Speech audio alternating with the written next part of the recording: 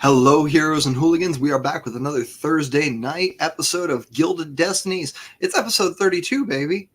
It's been over half a year, and we didn't even realize. Drinks and Détentes.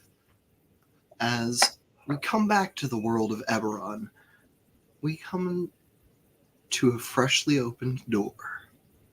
To the tavern here in the city of Revan. As we see Yurtosh and Zenlin on the tavern stoop. Walking in. The tavern is lively and filled with people. It seems like anybody who worked to help repair it has gotten 2 free drinks and half off of the rest of them for the rest of the night. So people are having a wonderful time. And let's get some music going here, actually. For sure.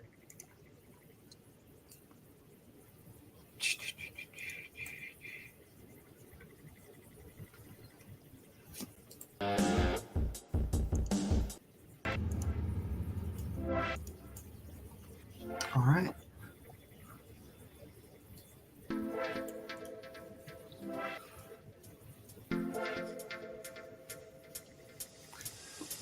As you see a massive party happening here in the tavern. People celebrating that we have made it through yet another wild night. A wyvern attack happened, and there were so few losses, and such a quick repair. Everyone is overjoyed, and you immediately find yourself with someone putting a drink to your hand. Hey, Wyvern Slayer! Have one on me! Thank you. That's very kind. I And swear, I didn't know this was going on. And you have a glass of mead in your hand. Yurtosh, you look over at him and he openly looks like happy and excited. He's Okay. Like, I'm happy for a party.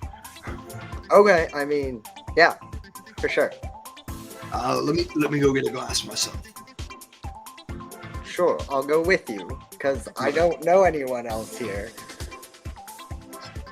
Go ahead and give me a DC 10 athletics or acrobatics to make your way through the crowd without getting separated and pressed.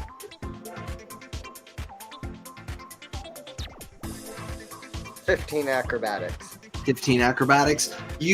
Zen's a live man.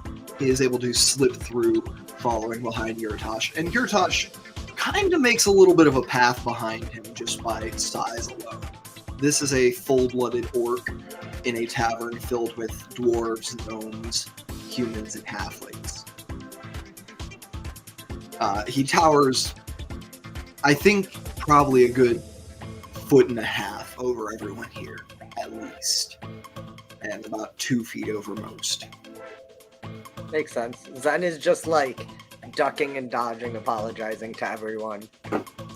Yeah. Are you trying to leave a good impression on the people here?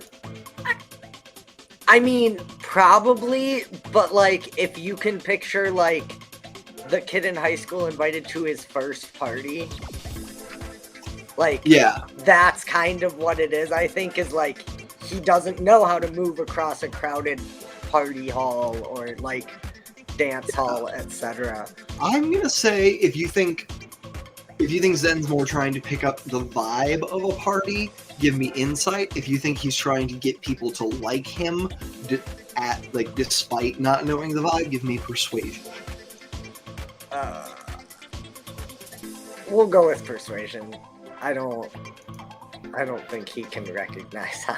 12. Okay, now that you've decided, I'm going to tell you, persuasion will be rolled with advantage because of your title as Wyvern Slayer. You are a local hero. Makes sense. So that makes it a 19 then. 19. You're leaving a good impression. You're like, oh, hey, sorry for bumping you. And they're like, oh, hey, you've already got one. Hey, good on you. I heard you took down the entire tower of wyverns by yourself. I mean, not technically. Deputy Mayor Dillian technically helped me, but she had to go and help others while I had no way to get there, so... I suppose I was... Your honesty and your humility actually kind of wins people over there a little. It's like, oh, this is like a guy, too.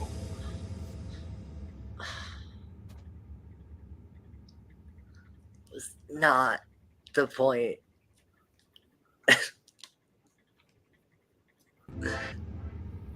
But you see, there's some respect for Jillian there too. Oh, I didn't know Marilka did all that. Oh, I'll have to. If she stops by, I'll buy her a drink in your honor. Definitely. I mean, in fact, I feel like I want to. I don't know if I can afford to. Nah, I got some plats. I can. You can afford to what? Buy a round of drinks for everyone. Oh shit! Yeah, you.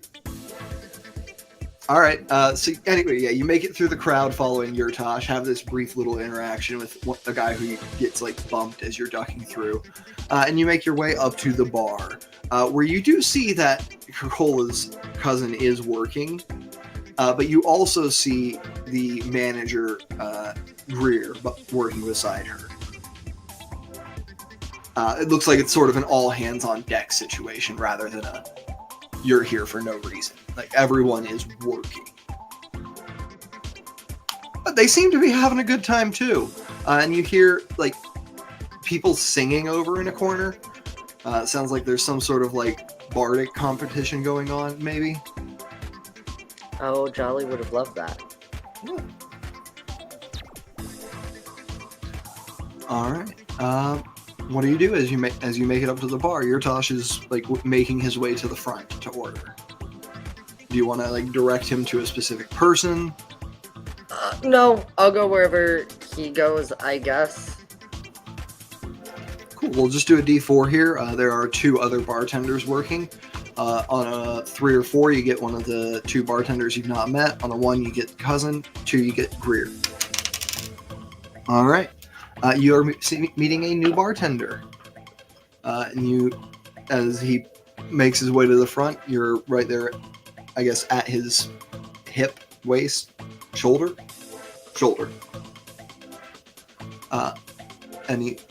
And you see a stout human man, long handlebar mustache, very like dark black, shaved head. He's wearing what looks like blacksmith's coveralls. Maybe this is like a second job or something. Yeah. Hey, I've got one here, but I'm assuming we're gonna be here for a while, so can I get a second as well? And let me get one for everyone. One for... who else in your party? No, everyone. Oh. Wait, I mean, what are we talking here? Like, I've got money, but... He's doing a quick head count. He's like, all right, we'll break it into sections. So we go 86. You just want an ale, or do you want to do iron gut? You want me to give you prices for both? No, we'll do ale.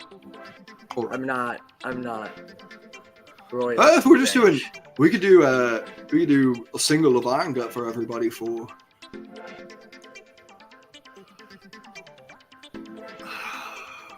What would that be? And you see him start like sketching the math out in the air. I feel like this is already getting more than...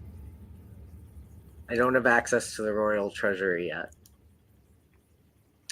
It would be 43 gold to buy everybody in here a round of iron gut.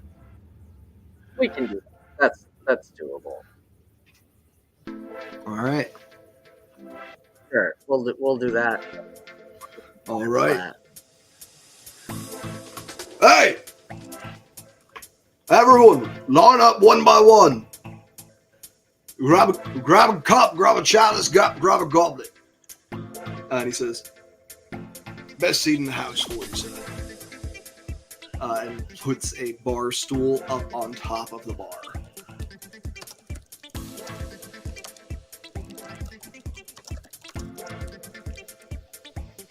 And you see Yurtosh turns, looks at you, is like, I could pick you up and put you up there if you wanted. No, It's, definitely not. They made the throne for you. No. I'm good. A prince who In doesn't fact, sit, a prince who won't sit a throne. we don't. I'm gonna grab mine that I paid for and go to the furthest backest corner I possibly can. All right. I'm going to need another athletics or acrobatics to make your way through the incredibly grateful crowd that is about to mob you. Or you can do it with stealth. Or you can do some magic about it.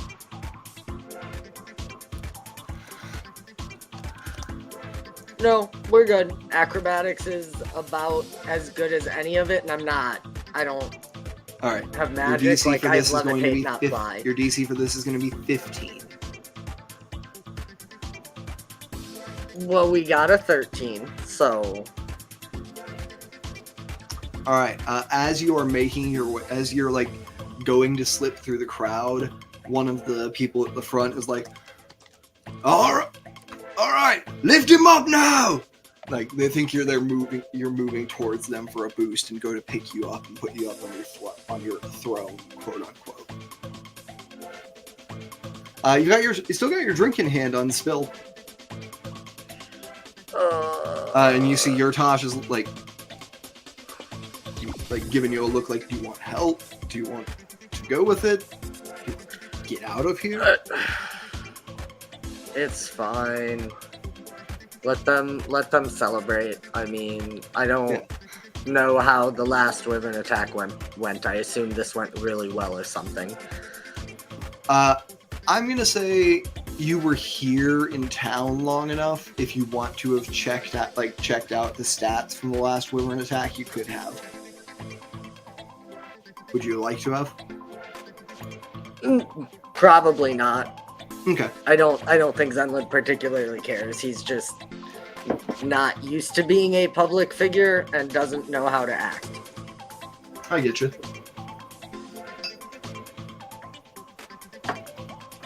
All right, and we are going to cut from here as Zenlin is sat atop his rickety throne, and the bartenders pour drinks for everyone who steps up in a. There's a line like coming up to your right side, a line coming up to your left side, and the bartenders are like pouring from your left and right hand.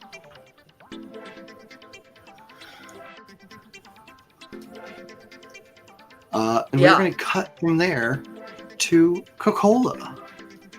Coca-Cola. Let's see what you're up to. When we left off, what had you last been doing? I was at grandfather's still with Jillian and Grandpa, I believe. I believe Jillian had left. Oh, that's right. But you were with grandfather and you were plotting, planning, and preparing. And I believe that took you into the beginning of the late night. It's about 9 p.m.-ish. Yeah. And your grandfather has headed off to make sure all of his local affairs are set in order for his departure for the next couple of days to a week. Mm-hmm. What do you find yourself in the mood to do? I think I would like to go out to the backyard where the garden is, and there's like the stones in the backyard. Yeah. And she'll do a prayer to the stone the same as she always does when she comes up, and a little like prick of her thumb and wipe her blood on the stone.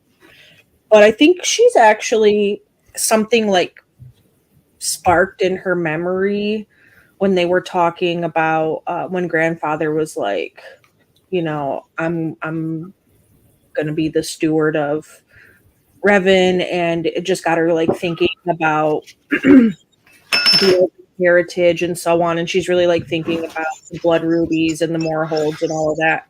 And she remembered having that vision of the cave and the line somewhere along the lines of you'll save us or something like that. I have it written down and just have to go back. I can always tell when Hooli's gone through her notes before a session because there's so many new questions for me. Yes, exactly. Because then I remember things like, oh yeah, this was a thing. Okay, so after this. All right. Okay. Getting ready to make a divinity on the dice roll again. Yeah, so it was like she had the vision of the massive stone claws, the jungles and the river and the cave and the dreams. She got the dragon shard, which she hasn't done shit with. But there was a blessing in giant, and then there was the dwarven writing, lost child returned to the caves. So I feel like she's curious about the caves because they were just in like the deep dark underneath the tower and things were all wild. So she's thinking of that, and then the passage in Bryn's journal that said they had completed the ritual, and then the the rock burrows had said something was awoke in there. So there's like a lot of things kind of like spinning through her mind as they're kind of like preparing for all of this and like bringing the Iron Gut clan back to connecting to the Moorholds and all of that. So I think she's out like seeking answers or clarity or whatever divine will there is from the stone. Right. So you're asking for clarity through prayer. Yeah, I think that's a good way to put it. I am going to ask you to make me either a insight check flat or a religion check with advantage.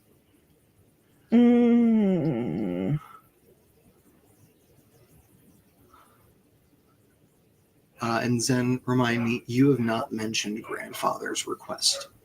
I have not. Correct. Okay.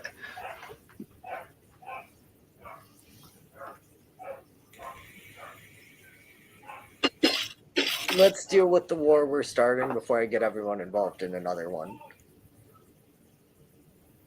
16 on religion. 16 religion. You send this prayer, and where growing up, like, you weren't raised very religiously, but you were taught about the host, you were taught about the silver flame. Your mother's like in name, she's a holidays host worshiper, right? So for a long time, I think prayer instinctively pointed to the sky for you. But this prayer, it begins in your mind, and you feel it move down your spine, through your bones, into the earth below.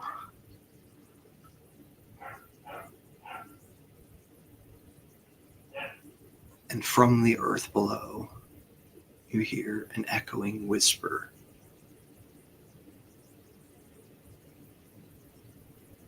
The prince hath born.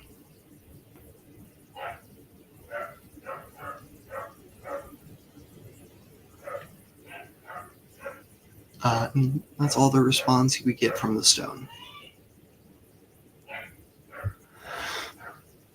Well, that was certainly less clarifying than a cold shower, but I guess I'll take it.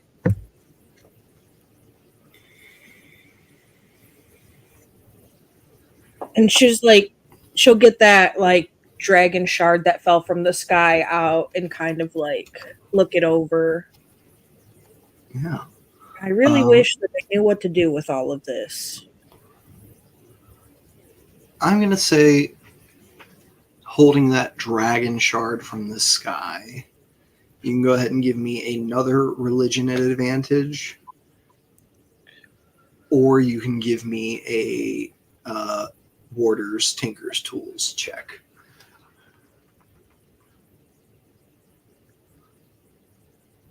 Which is, what is it? Wisdom and proficiency for that? I think we were using your intelligence, but if you'd like, you can use wisdom or I dexterity. mean, they're the same. They're the same. Intelligence, wisdom, or dexterity is fine. Well, dex I'm a lot better at. Let's go with that.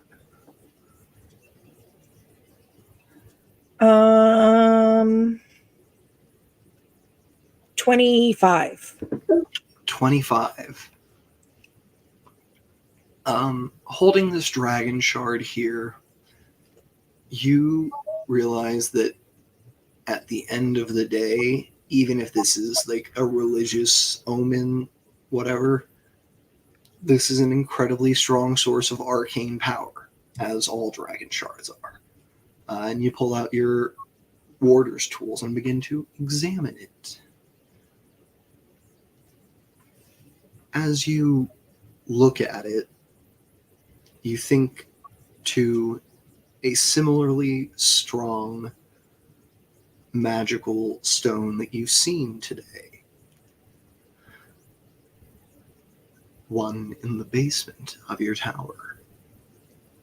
And you think that not only could you use this shard to repair that stone, you think you could use it as a replacement. Stronger, better, and more naturally aligned to your element. Interesting. And you think that the wardstone as it was drew power from somewhere. You think this thing could be both power source and anchor. Power source and anchor.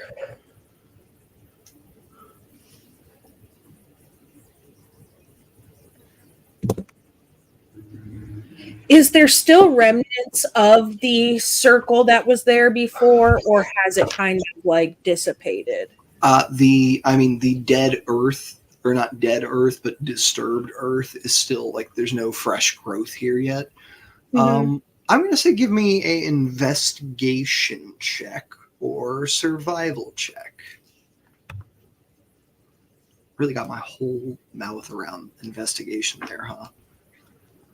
My investigation's just a 10. Just a 10. The earth, like, it's like settled some. It's drifted with the wind a bit, but it's not been too disturbed. Like, your grandfather hasn't had much reason to cross the circle. And the writing that you've seen is still there. So the giant writing is still there, right? Yes. What does it say? Because I can read it now and I couldn't before. Let me pull up notes because I didn't expect to have to talk about this today. Sorry. Not sorry, actually. You're good.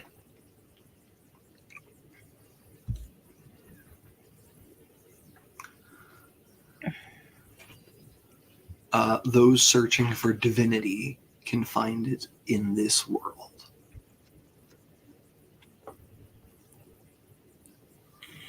Those searching for divinity.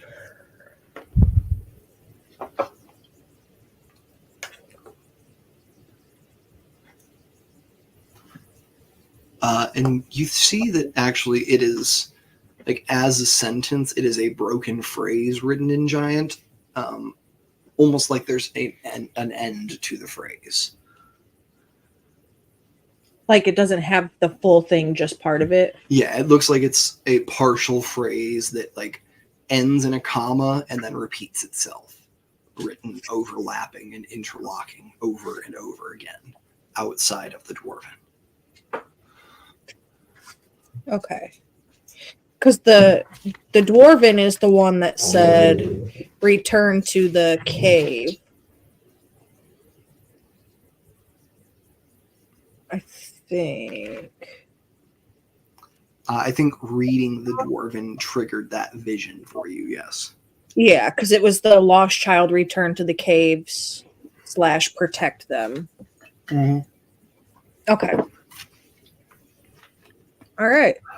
Yeah, so that's what she wanted to do. She wanted a little bit more clarity, but obviously those of the divine don't deem that part of their things that they have to do or whatever. So once she kind of does all of that, I think everybody's gone, so she'll head back to town towards the All tower. right. Everybody will go for the night, I'm sure. All right. You're heading towards the tower. You have a passive perception of 20 now, correct? Yes. As you walk towards the tower, you can hear the party at the tavern. How rude. A party and no invitation. I To think be she's fair, still, you teleported back to town today. yeah, I think she'll just continue on to the tower because Yeah. parties are lovely and all, but she's got her own mead and also is like wrapped in thought of a lot of things are happening right now. So she's kind Actually, of I'll say, focusing. I think this is the first time one of you's returned to like the front door of the tower today. Mhm. You see a little invitation taped to the door, and it says it's written by the foreman, who says, "We're having a little celebration for the repair of the town, and Mayor Rilke's deputization. Please stop by if you can." Yeah, I think she'll just, she's already home. She's just really Yeah. focused. So she'll go in and into the tower. Yeah, you head into the tower. Doesn't change when you lock the door. It's still nice. It's staying nice. The fire crackles in the hearth. The piano is playing itself a lovely tune. And there is hot food and cold mead. Yeah, I think she'll grab something and then go up to the second floor to her room. And I think she'd eat in her room for a few minutes while kind of like flipping through Bryn's journal again, and then would go to the stone altar, put some blood, and then wait for it to open and go down. Because then she remembered, oh, by the way, we need to get these bodies out of here. Okay. Go ahead. Give me a investigation check as you flip through Bryn's journal one last time. 15. 15.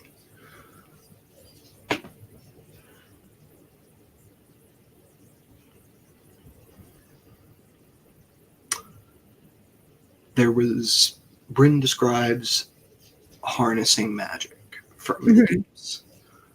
There was magic flowing up the river. There was clearly something deeper that was filling the wardstone. Right. Bryn Earngood. Your grandfather says the family's been here 800 years. The Rockboroughs say that this tower was last filled with dwarves over 1,000 years ago. Earngood. It's obviously there's your family has not lived in dwarven lands in some time.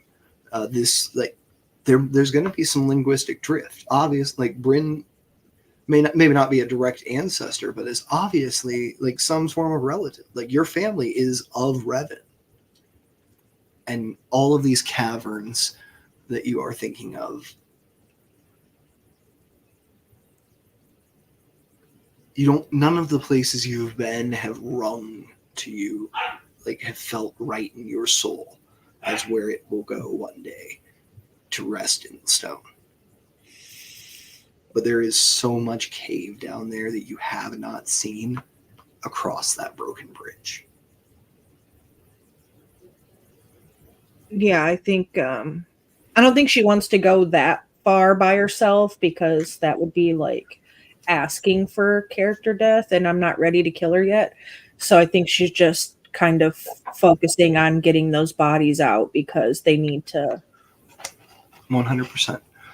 We will run the rest of your scenes, starting with you going to the altar in just a moment. From here, though, I do want to cut to Jillian. Jillian, you have just had your little interaction with these local druids who have told you that the burrow they've rested in has been infiltrated by something of deep darkness. But they have many supplies that could be of use for healing if they could only get to them. They have parted ways with you for the moment, but have promised to meet you should you need, telling you to come to the same spot of brook where they first saw you.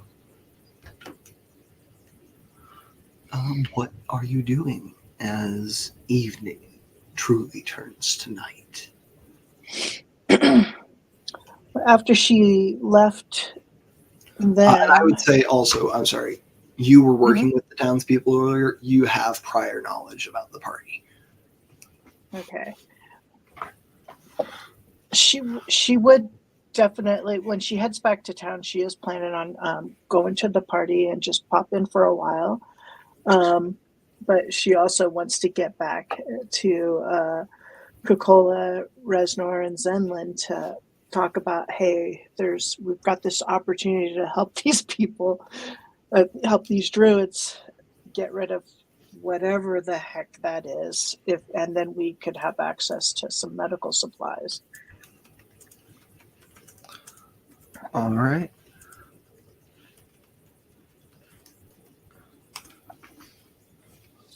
All right. You begin to head back into town. Do you want to head to find your friends first, or do you want to stop by the party? You know that, like, if people saw them out and about, they probably would have been given invitations as well. And you do know Zenlin had his drinks tonight. Yeah. She's gonna head straight to the meadery. All right. Straight to the tavern, you mean?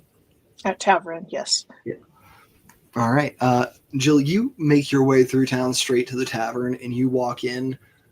Zen, go ahead, roll just a d20 for me. Every number like that you get is going to count for 4 people that have finished their shots by the time Jillian walks in. Well, that's 11. That's an 11. So 44 people out of 86 have finished their shots. So you can see a line on each side of Zenlin, about 20 people deep, as he is sitting on a bar stool on top of the bar. And the bartenders are pouring mead out like from behind him into glasses. And Yurtash is like stood at his right side. It's honestly, it's the bar hall image of a king and his consort. That makes it even more awkward. But you see, like, a lot of, like, this is not lost on the people here who are, like, making jokes about King Wyvern Slayer, bring out of mead. Yeah, I feel like every time the word king is uttered, if his face could turn red, it would. Like he is blushing, and I don't know how much he can blush, but he's doing it to the max capability. All right. Is he trying to disguise his embarrassment at all? Probably not. Cool. Cool. Very cool. Your Tash catches it. He's not hiding that he's very amused by all of this. My king, would you like me to escort you out of the party? And Jillian walks in the door. Oh, that's even more awkward. Seeing Jill. Oh, yes, that'd be lovely. Hi, Jill. And he will like use that as an excuse to like hop up and try to make his way through the crowd to Jill. Yeah, he like as you stand up, kind of sweeps you up, but like one arm on the back, one arm under your knees to set you on the floor. Oh, okay. All right. Been a long day. The king is tired. Plenty more stories and women slaying in the morning.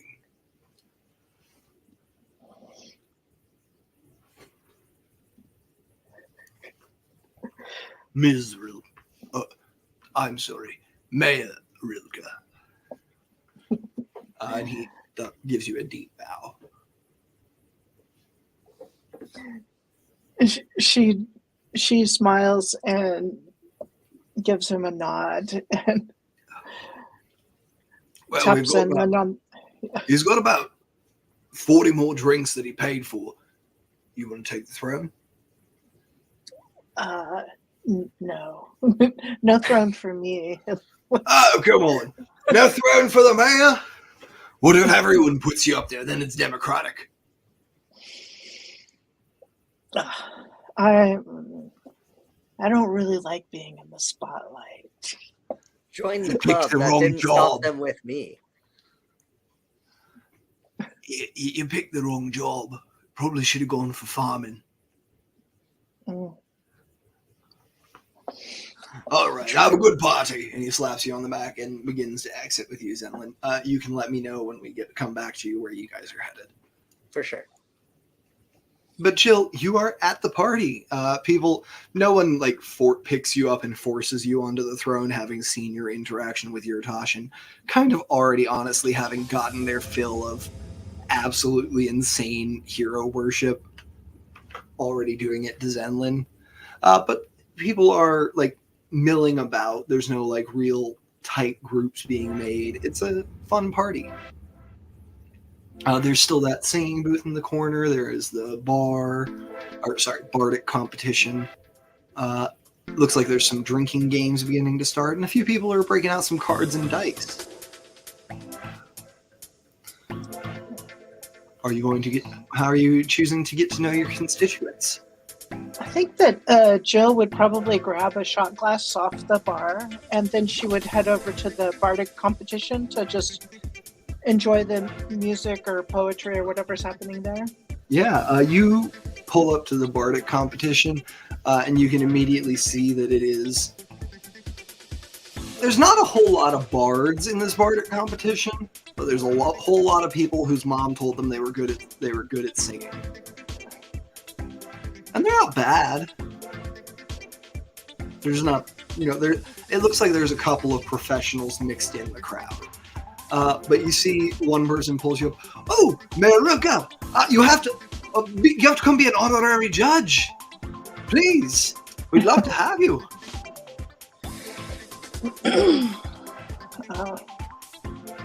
She'll say, "Well, I don't know if I'm a good judge." Just sit in for a couple. To be honest, I don't know if these are very good bards. But sit in for a couple. It'll make people feel feel loved, feel important for a moment. Okay, all right. She'll sit down. How often can you say you sang in a competition judged by the mayor? Temporary mayor. I don't know. I've run around with a few of those Kundrak boys. I don't know how temporary the gig is anymore. Or I'm sorry, that was a misspeak on my part. I meant to say Iron Gut. Iron Gut, that's right. I run around with a few of those Iron Gut boys. Well, yeah, she'll sit down and she'll be a judge for a while. All right. And she'll ready thaumaturgy. If it's a bad one, she'll make a fart sound. I love it. So first performer comes up. You've met this performer before, actually. This is the little male halfling from the post office, and she smiles up at you. Oh, Ms. Rilke. Well, I'm so happy to be singing for you today. I was thinking I'd do a little bit of a folk piece, actually. So maybe you might know this one. And I'm going to roll a performance check for her here. She has proficiency. She doesn't have expertise. She's just a commoner who chose to, perform. 13 on the die is not bad. That would be, yeah. So that's 16. So she does a perfectly passable rendition of Red Sleeves. Which is a song about a woman who tired of her lover, so she slit his throat in the dead of night. As one does.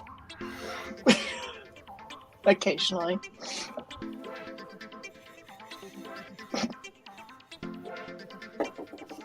And she's like, what would you say, Ms. Rilka? I know the scores are out of 10. Oh, 1 to 10. I was just gonna give you a thumbs up. Did good. But 1 to 10. I've made it. There's only 3 of us left. I'd really love to win. Mm. We get free drinks for the month if we do. All right. So 1 to 10, she'll say, "Well, I'll give you a 7." Is that good? Oh, that's very sweet of you, Ms. Rilka. Very sweet. And she walks off stage. Your next contestant comes up, and you see Fethrick.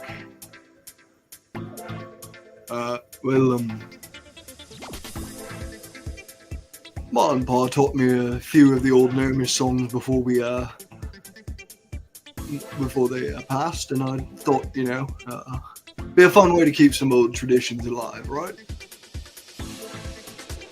We'll make a little performance check for Fethrick. Fethrick does not have proficiency, but he does have a higher charisma than our poor dear male lady. Okay.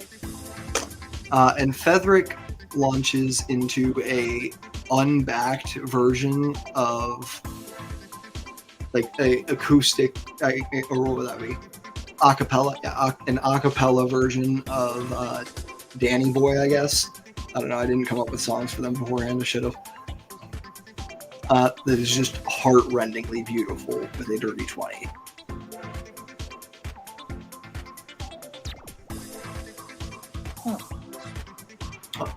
Well, thank you for the opportunity, Ms. Rilka.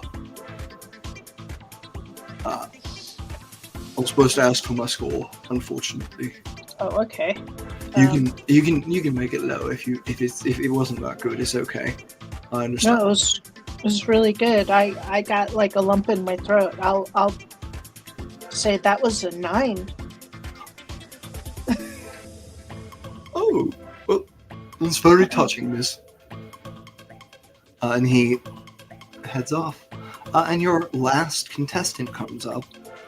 This is not someone you've met before. So he walks up,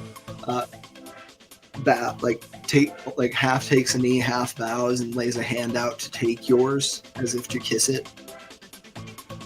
This is a human man. Stands about 5'8", straw blonde hair, blue eyes, that bow-shaped lips. And says, Ms. Rilka, it's a pleasure to meet you. I'm Raphael. And I've come from so far to entertain you tonight.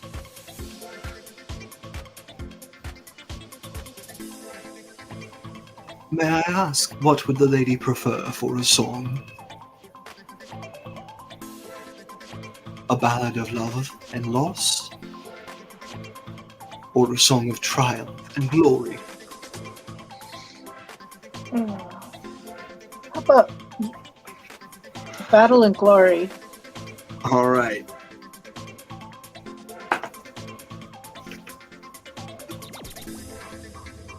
You get to watch as this guy.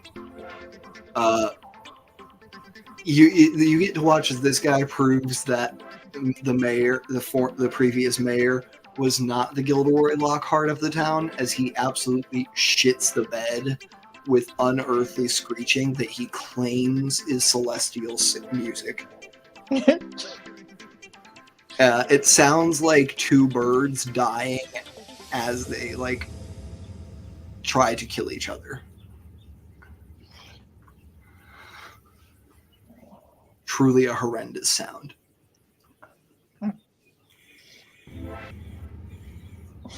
And he turns back to you. I hope I have pleased you with my music. And Jillian, I'm going to need a charisma saving throw against a charm effect. Okay. Oops. Did that roll? forgot I got to roll that on here. Okay, she got a 9. You know that the song wasn't good, but you also know that this is your best friend in the entire world.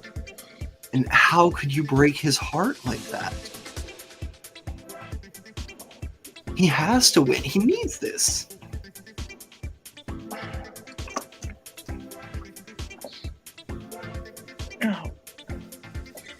I am now. Before you react, I'm going to roll a perception check for the crowd. The DC will be his spell save DC, which is 11. And you see as his concentration is broken almost immediately by a member of the crowd, seeing him cast the spell and decking him.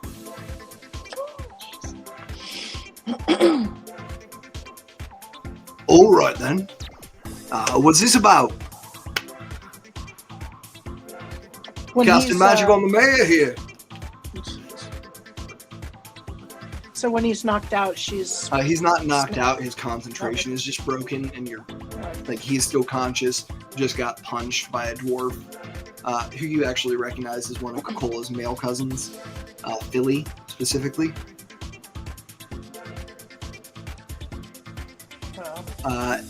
And that broke concentration on the spell, basically. Okay. So that's she's gonna shake her finger at him. She's like, "That's not cool." And you want us to throw him in jail for the night? Yeah. All right. And you see that about 4 people, all look like they are Irongut clan members or clan associated, step out from the crowd and grab this guy by the arms and start marching him off to chuck him in the local jail.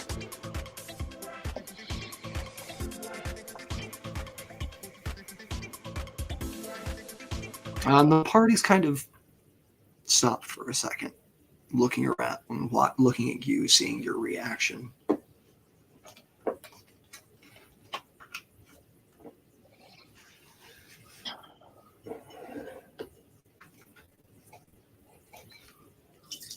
And you see Cocola's cousin, a newly promoted co-manager, steps up. All right, well, he's gone now, ain't he? No reason to let him ruin the rest of the night.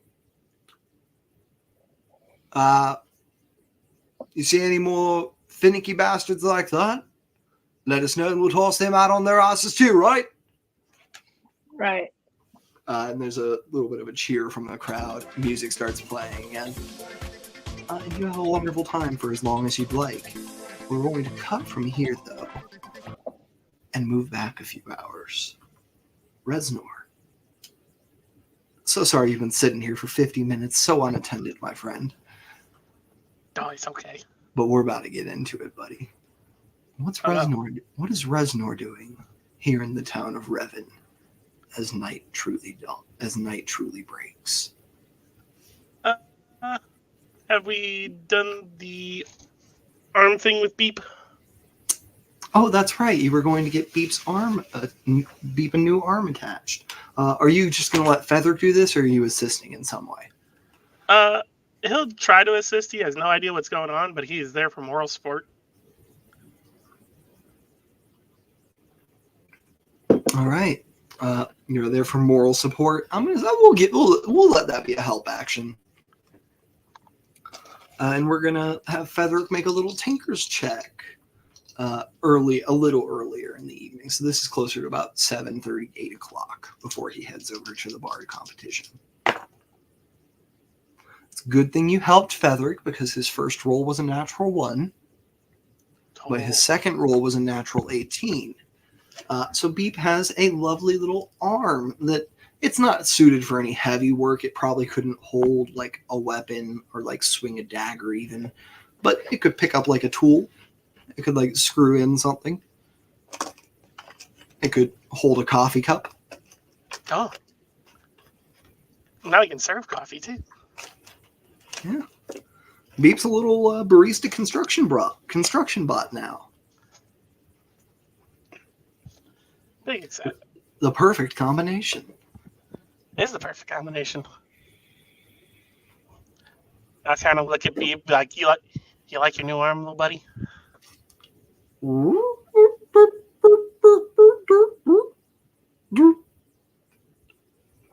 And he does a gotcha nose to you. Oh, Beep is my favorite. I appreciate it, Fethric. Beep's a good bot. I don't mind it, I don't have anything to, any sort of power source I can use to make my own, so I appreciate the work when it comes around. Good to keep in practice. Maybe one day you'll have your own Beep. Just not mine. This one's mine.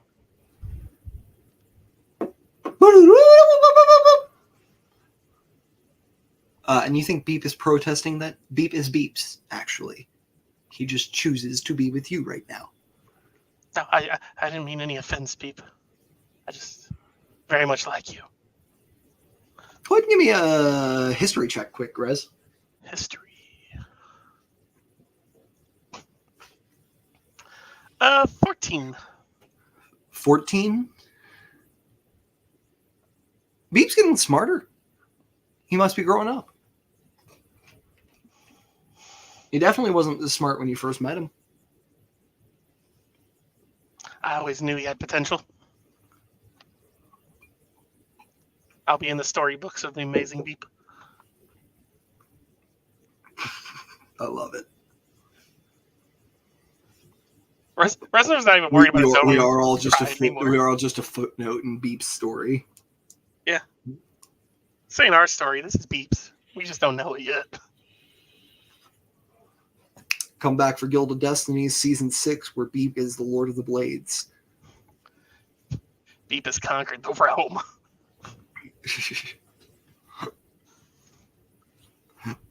But no, you have a nice little...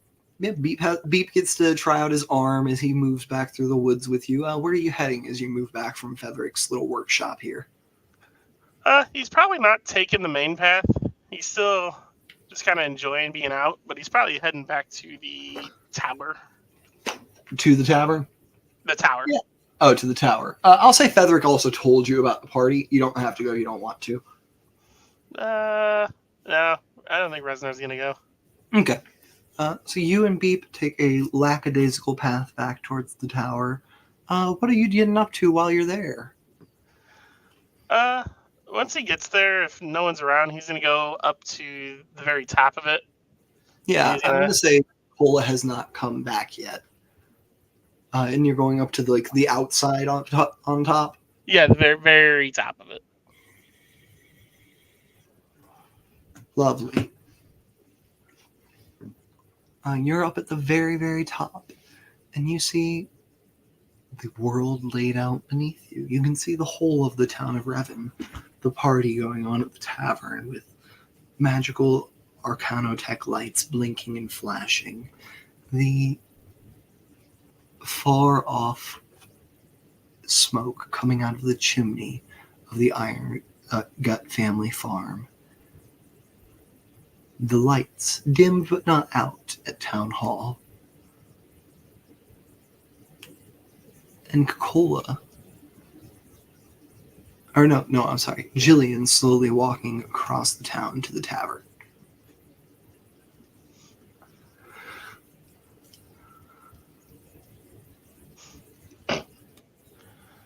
He's going to look out at the town, and just with the battle, what's involved, what's at stake, it's going to give him some kind of flashbacks of his past, of when he used to do raids and all that. And he wants to really rest right now, but his mind is very much... Yeah. So what I'm going to do here is, as a GM, I'm going to ask if there's a certain amount of narrative control with Resnor's backstory that you're willing to allow me to take. Yes. Cool. You comfortable with me making a big call here? Yeah. All right. Resnor's decisions will be yours to make. I'm just going to give you a situation where you have to make a big call. Gotcha. As we look out over the, in all honesty, though titled a city that is out of respect for the industry it has, but truly village of Revan.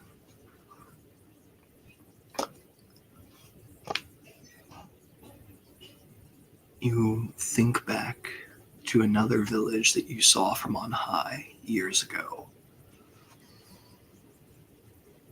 The smell of smoke in the air.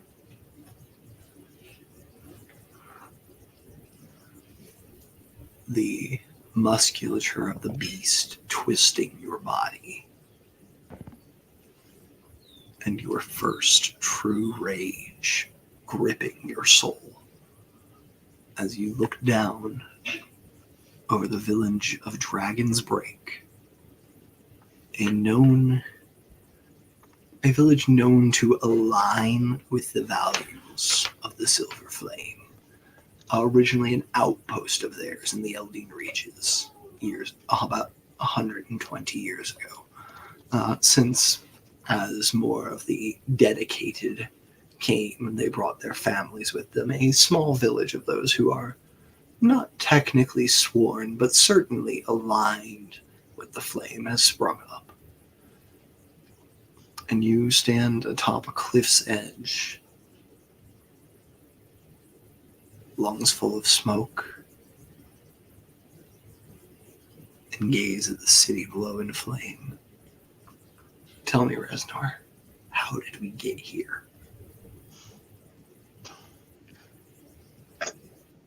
So this was a raided village we got to, and one of the many times that he lost control. He's not himself. All he remembers is the fire and the blood, and now he's just looking at what he's wrought.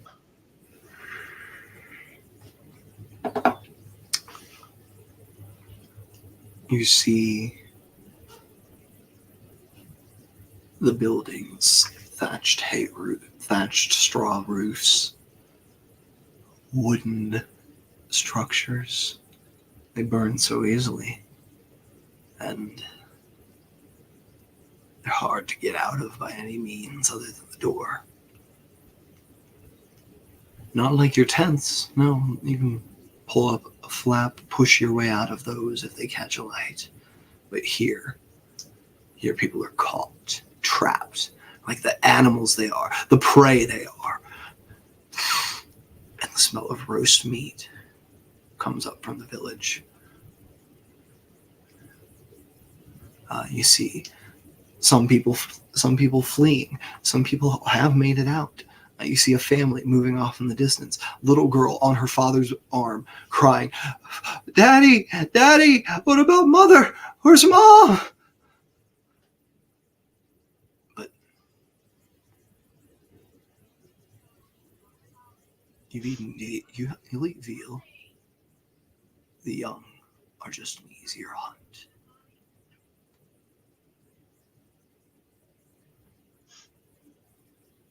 Resnor, you have not learned yet to break your feral state.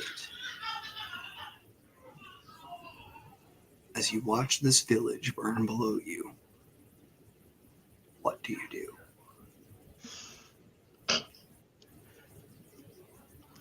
As soon as he notices the people, that'll kind of trigger him to go down on all fours, and he's going to take off in a sprint after him. All right. And that's where we're going to close this scene.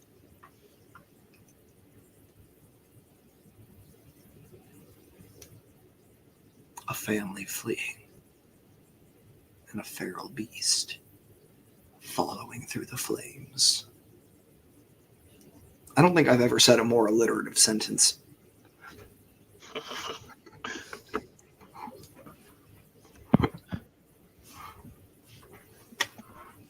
And we move back, and we come back to you at the top of this town on a mountain, on maybe the highest you've ever been in one spot. Beep at your side. And he looks up at you as you come out of your flashback of following a family through the flames as a feral beast. And he goes, "Boo-doo," with a beep of concern.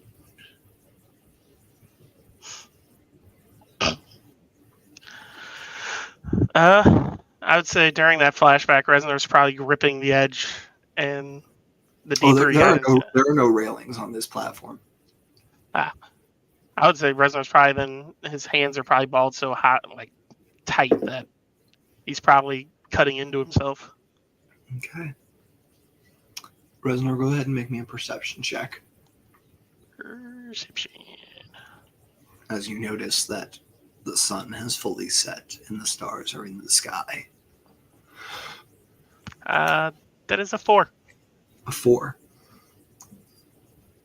Coca-Cola, as you finish your reading and move to the shrine, why don't you tell us what Resnor doesn't hear?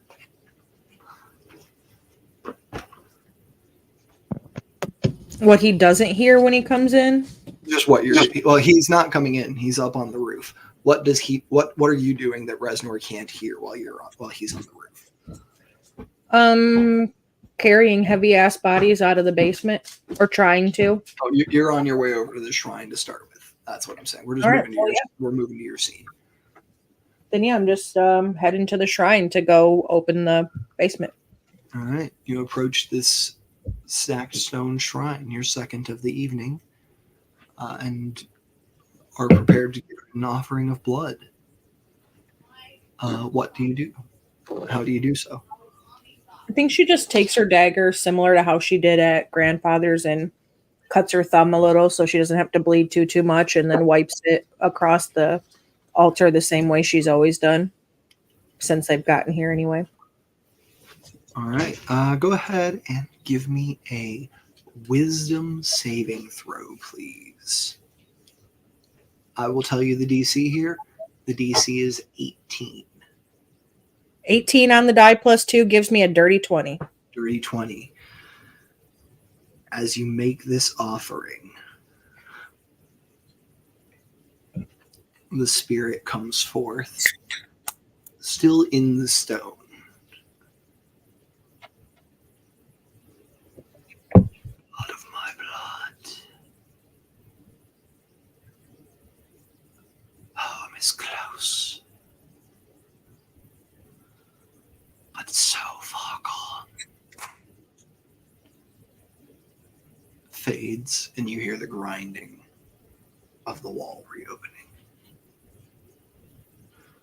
I think it kind of gave her a shiver when he says home is close but so faded. I think that's what he said. So far gone. So far gone. There you go.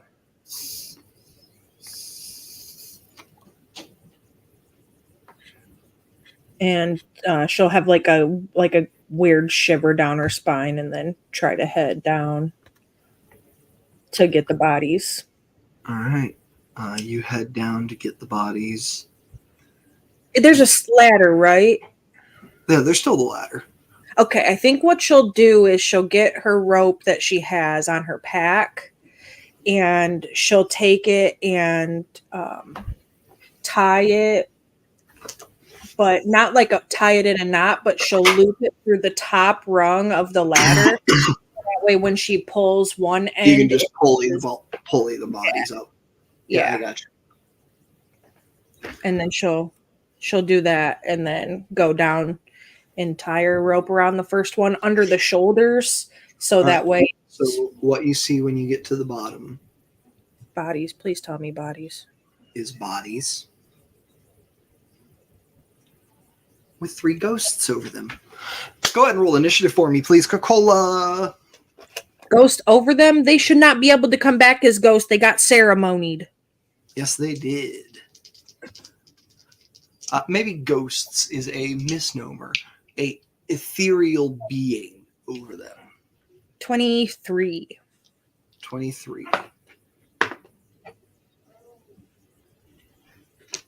All right. Oh, and I'm sorry. There are only ethereal ghosts. I'm going to call them ghosts for simplicity's sake for now. Ethereal dwarves, over 2 of them. All right. 23, you will be first to act as you see these ethereal dwarves as you step off the ladder. Are they the ones that we saw before? When You got it in one. They're the ones from the camp. They're not these guys' ghosts. They're the 2 ghosts from the camp. So they are like the ones that we had seen before. Identical. They have. Okay. Like not even like same uniform, same dwarf.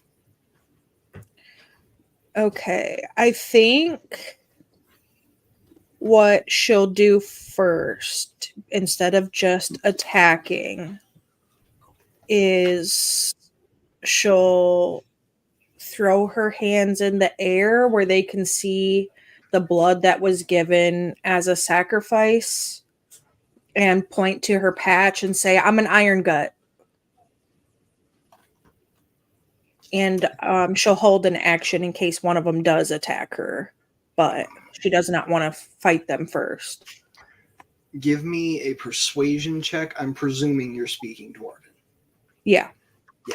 Give me a persuasion check. Advantage because dwarves or no? Yeah, advantage because dwarves, sure. I'm going to say advantage cancels out disadvantage here. I'm sorry. All right. Well, 21 regardless. That's 21. my first. All right. You see that they look on edge, but they do not strike at you or like they've still got it. They're in very much a similar stance of like, I'm ready to grab a weapon, but I'm not yet. And you hear, "Ungut, true? You are of the blood and the family. Are you of the faith and the way?" Yes, and yes. Well, whatever's considered the faith and the way in the modern world, I know things are a little different than they were 1,000 years ago, but I am a worshiper of the stone, and I am the heir to the Iron Gut family and current. I just had my announcement day like just a couple of days ago, actually. Give me an insight check. Advantage because dwarves. Oh, good. I'm going to need it because that first one was not good. 21. You think the lack of immediate hostility has something to do with your formal pronouncement as an Iron Gut. Like, you are tied to the family firmly now, you think, enough that these ancestral spirits are recognizing it.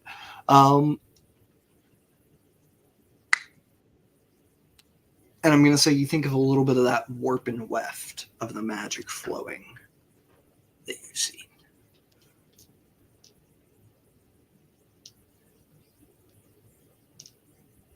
Would you like...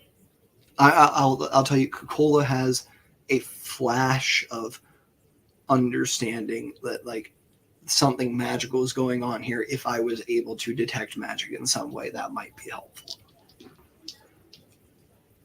She doesn't have detect magic. All right. She has detect thoughts and magic circle, but not detect magic.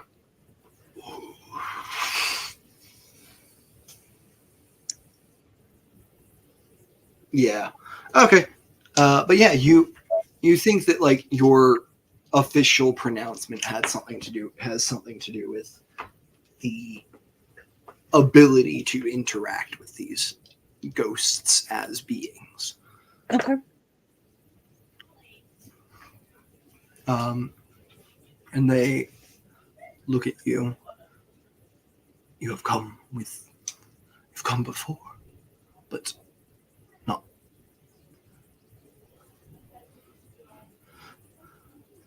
How were you with and not with the betrayer,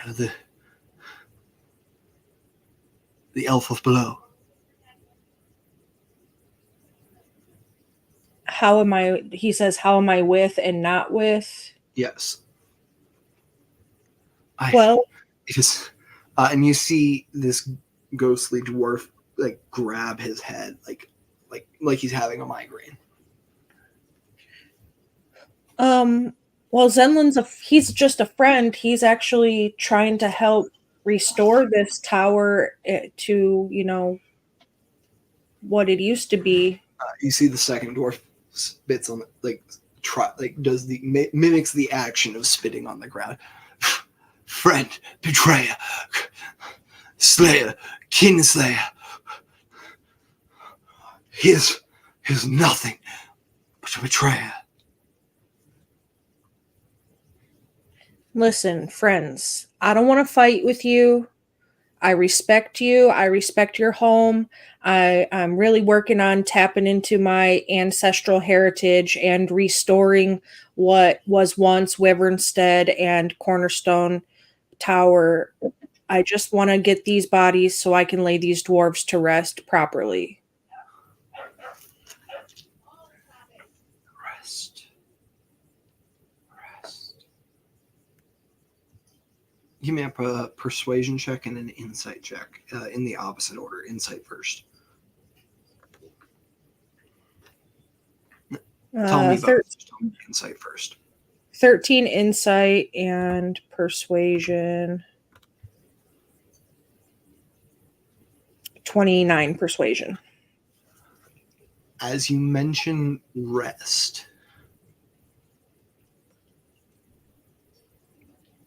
you do not think these spirits have had any in a very long time.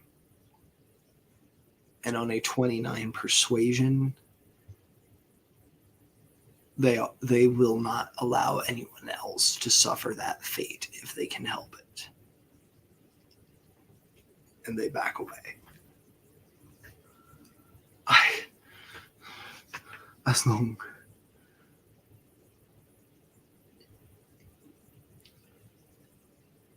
if my mind is mine and I know who you are, you will see no trouble from me, Erkun or Erangat.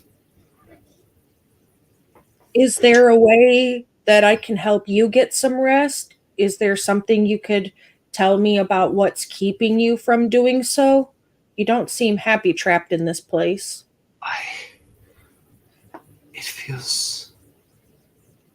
It has been so short, but it feels so very long.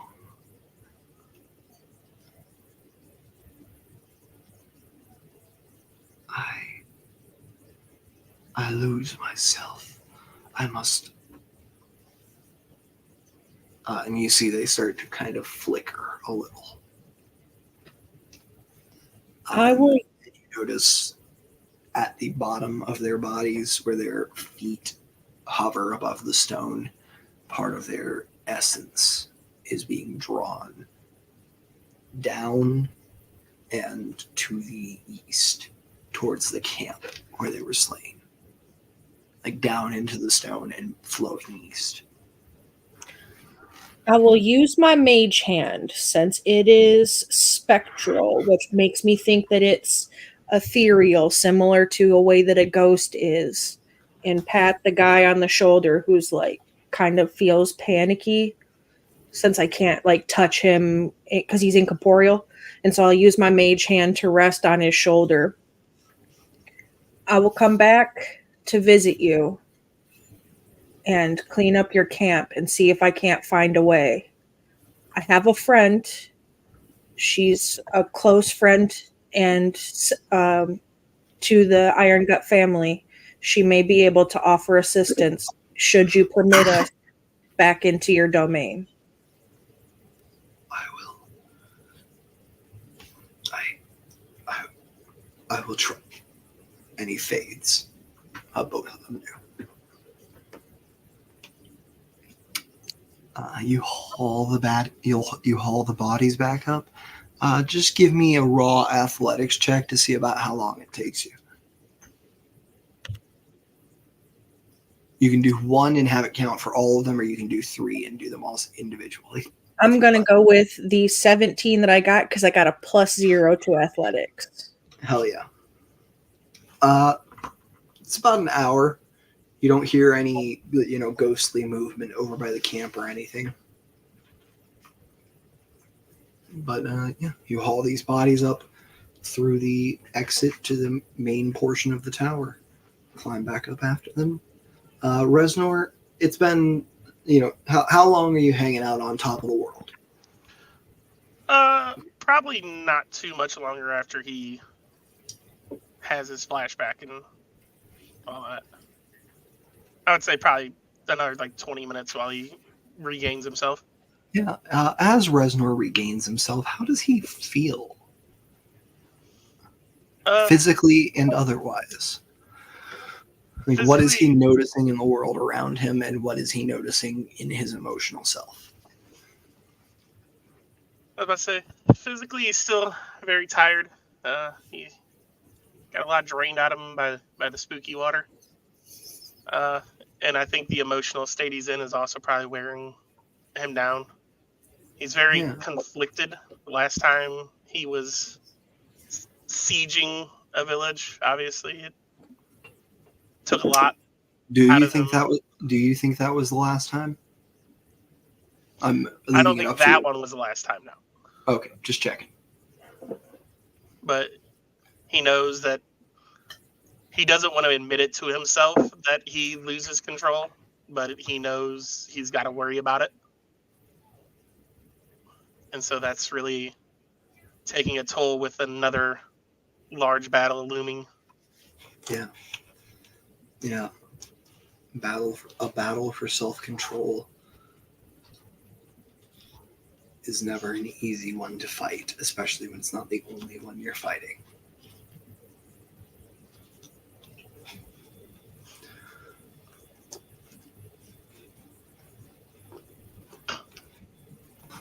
What do you do when you head back down 20 minutes later? How late in the night is it?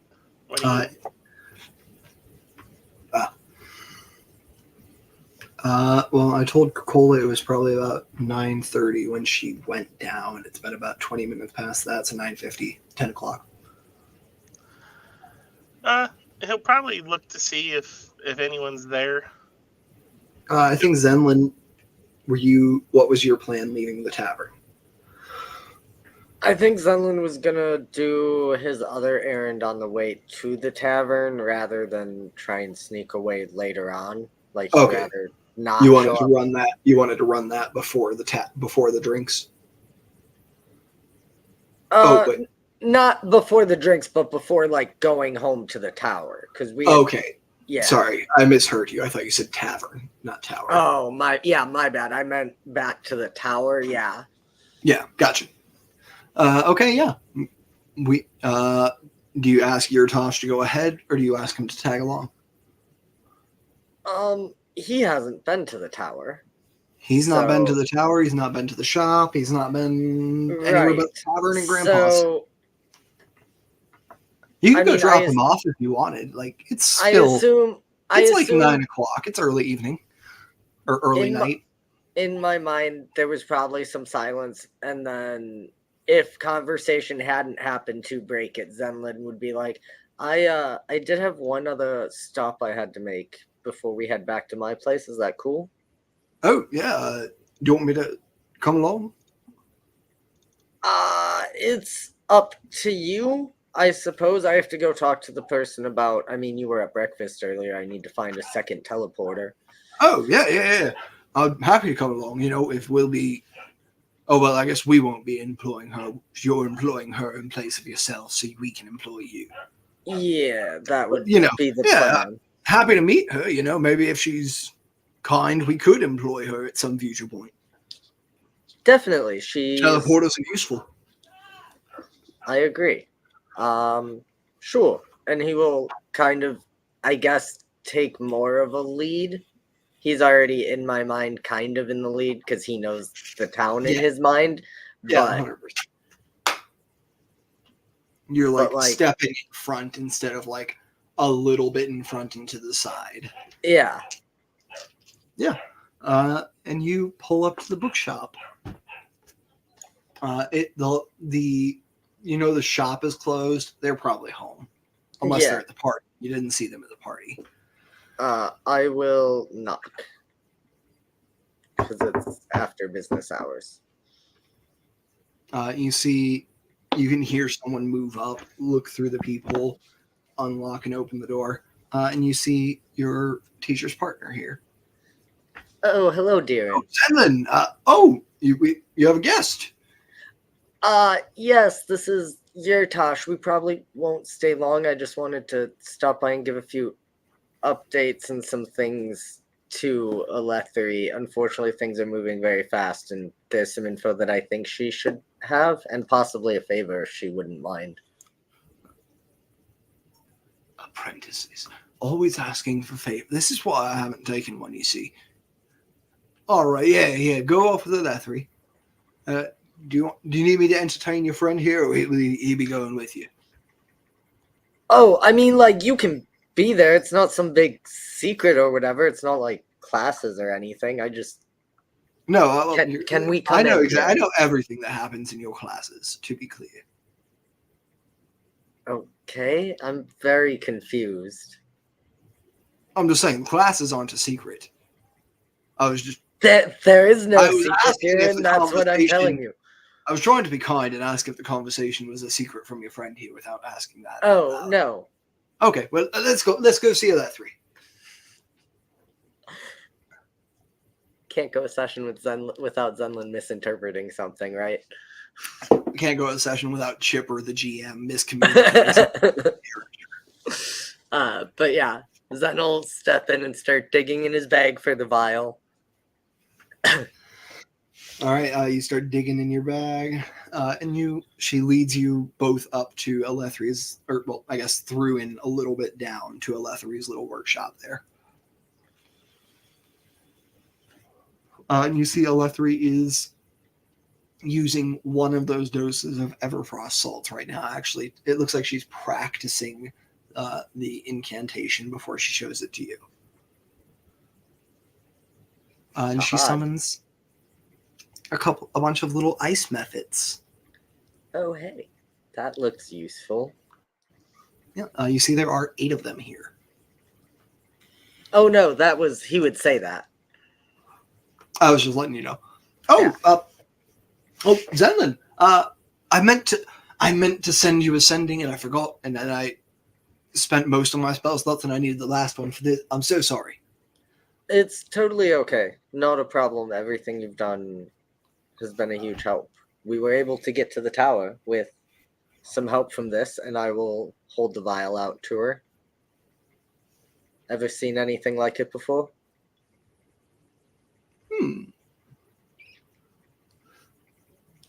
And you see she says, one moment, and moves over to a desk, pulls out some glasses that you know are enchanted to provide, like, detect magic, detect evil, and they're detection glasses.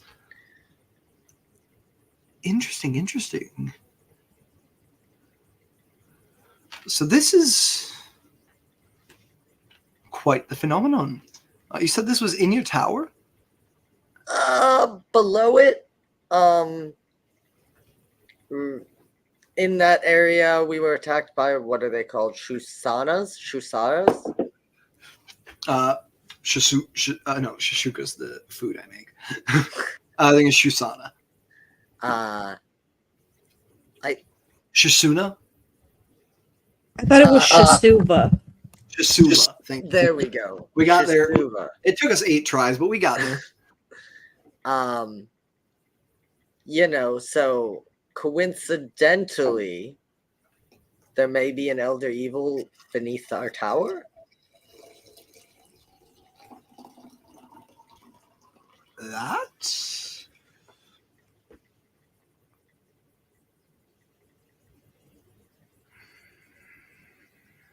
To be clear, I didn't see it, but they mentioned a master. I talked about their master.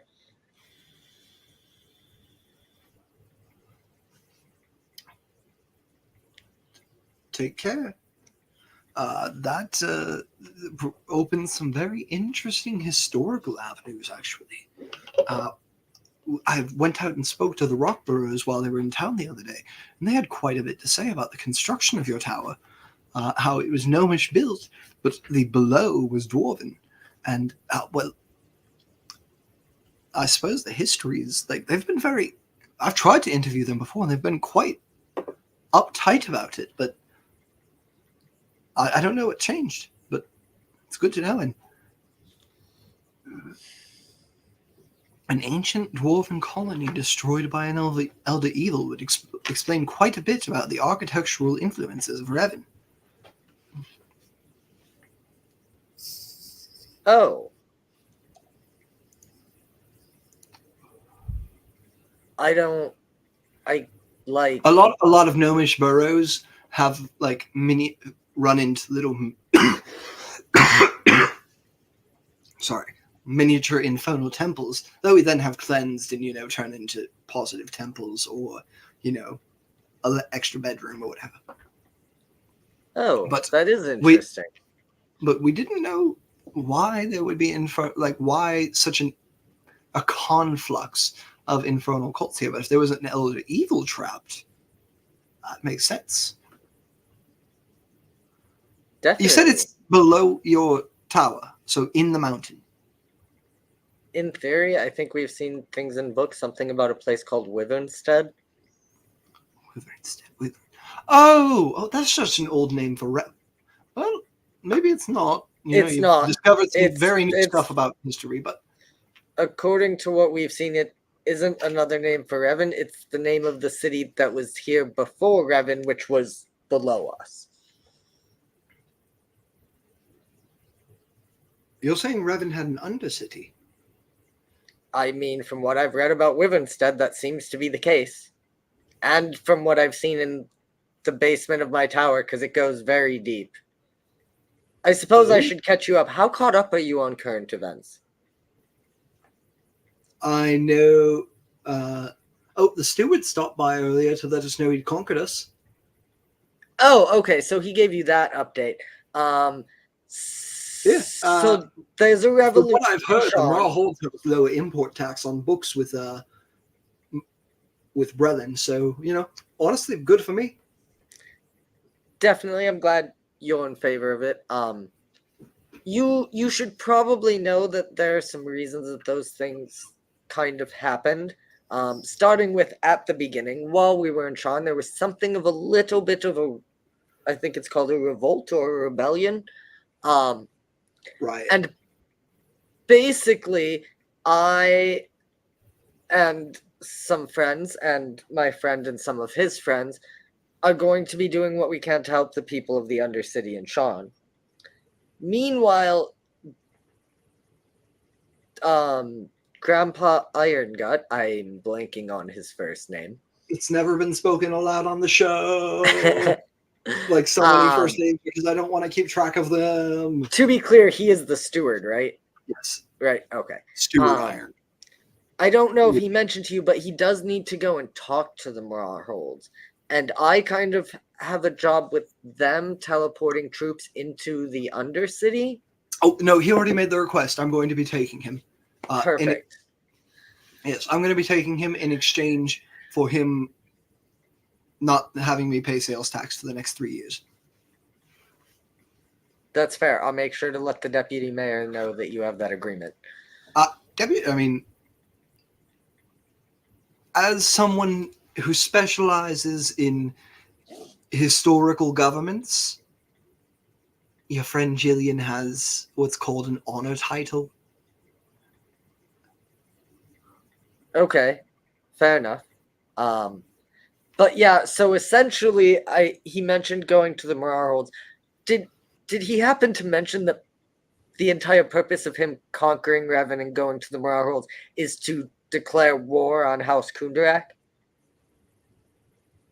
No, didn't mention that. So I thought just he had figured heard about my complaints enough and said, "Fuck it, we're going dwarven leadership." I definitely would sincerely appreciate I've you been helping petitioning him still. I've been petitioning him to run for mayor since he was only 70 years old. Oh, that's good to know. I didn't know you two were that close. And I think but I think Zenlin for a second there, you have a realization of how old your teacher is. Oh, that's true. Isn't Gramps like 200 years old or something? Gramps is 260. Yeah. Or 230, sorry. And she remembers when he was 7, which means she's even 7D. older. Oh, 7D. 7D. Okay. That's But better, no, I'm going to ask you for an insight check here if you want to try to guess how old your teacher is in this moment. I as you mean, we realize can. It's older than she looks. It's a 13. On a 13, you think she's at least 500. Out of curiosity, how old's my mom? Your mom... I will let you know before the end of the episode how old your mother is, as I let the geopolitics of how long it would have taken your mother to rise to power run in my background on my head. Yep. But essentially... That was not a question I was ready for. No worries. Essentially, Zenlin's like, I definitely think if you're still willing to help him with getting to the Marholds and potentially back, that would be amazing. But yeah, I essentially wanted to warn you and Darren that even if we're dealing with things in Sean, it seems like war may be coming to Revan anyways. Not that you can't handle it, but I wanted you to have ample notice. Heard. Darling, guards and wards on the shop for future notice. Yeah. And you actually see her partner immediately cast guards and wards and hits both of them with a non-detection. And ultimately, I do want to have a longer conversation. I want you to have time to look into the water and whatever as much as you want, and about the things under the tower. Obviously, I would love to pick your brain about all of that.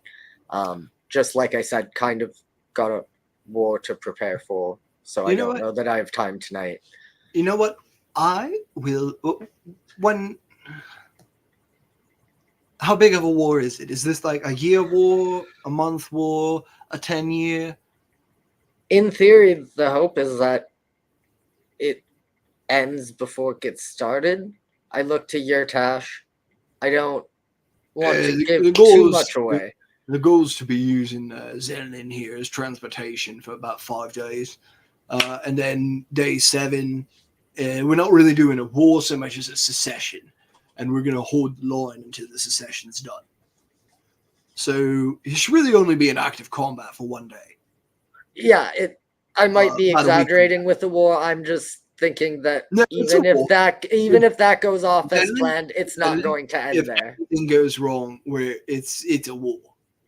I think even if it goes right, it's a war. If you think the houses if it are goes going right, to sit it's back. more. If it goes right, we'll have a cold war of sorts. Because there's enough true. distance between your mothers. That's true. There's enough distance between where we're going and where we are. That's true. No immediate issues. So yeah, it shouldn't be too long. Like I said, it's not like I'm going back home to fight the Dalkir or anything. And Yurtash looks at you. Looks at your teacher and says, "I'll have your apprentice here back to you in 6 days, 7 days. Give him a day of rest. 7 days." And I think you realize, Zenlin, she's never called you her apprentice either.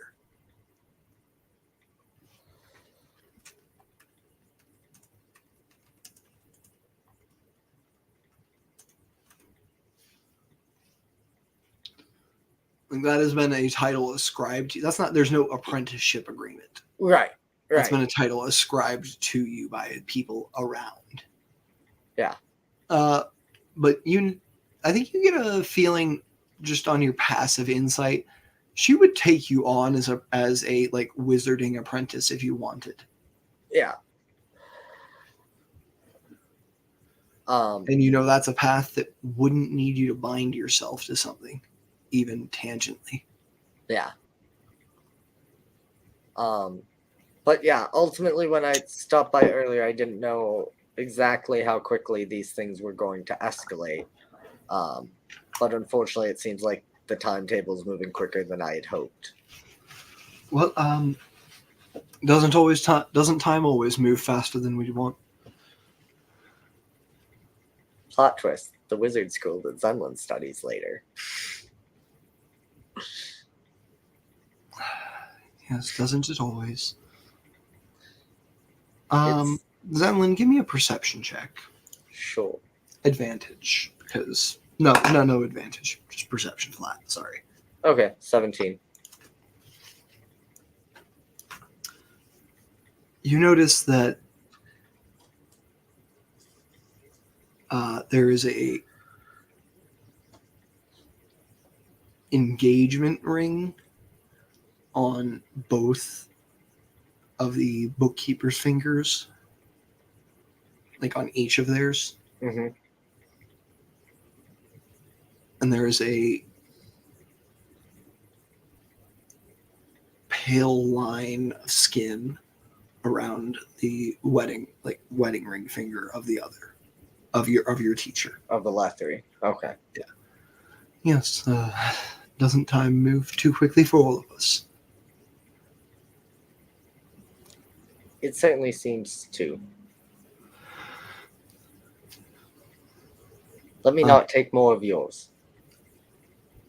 Thank you. And I think you realize that, like, I think in this moment there is, like, she's older than you thought. The lifespan of an elf is Yep. so Viren long. may not be her first dwarf.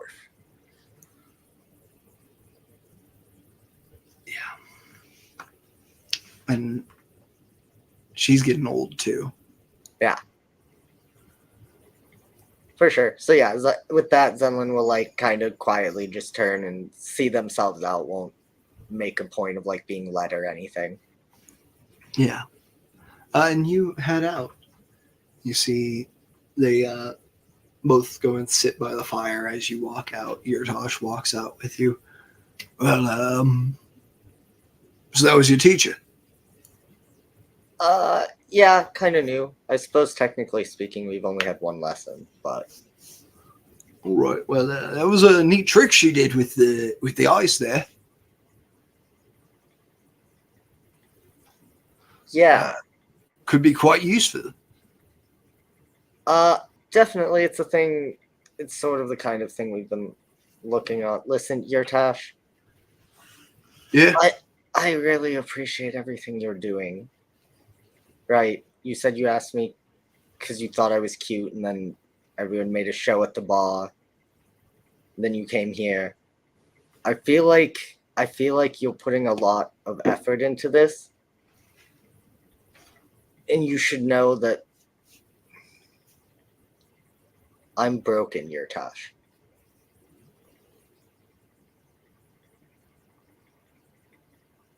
Okay. Since I was born, I haven't been whole. And until I am, I don't know that I can ever stop searching for that thing that will make me whole. So on a natural one on an insight check, Yurtosh looks at you. I'm sorry, Zenlin. I won't marry you.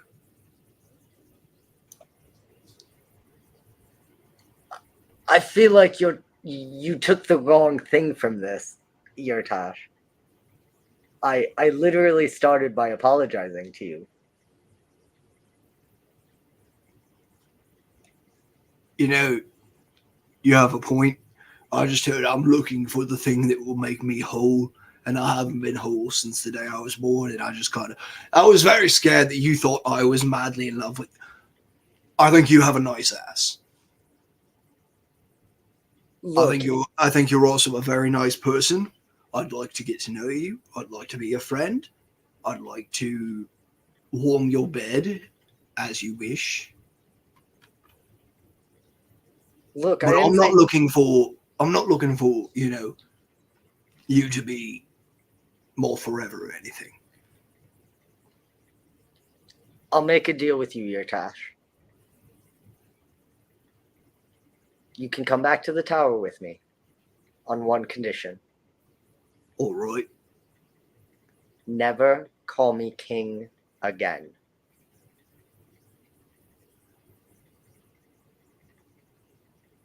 One last time. As you wish, Your Highness.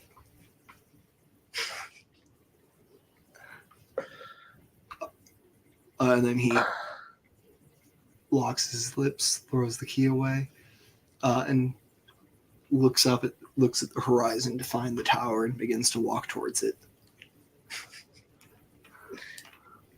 And Zenlin heads off in that direction. And that is where we're going to end that scene.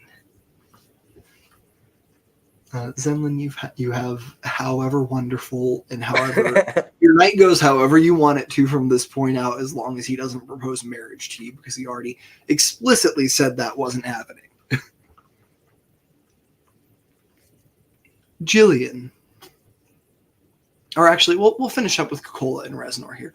Coca-Cola, you've hauled these bodies up, and Reznor, you've come down into the tower now. You can, like, these bodies aren't, but they're dead, and you can smell dead body.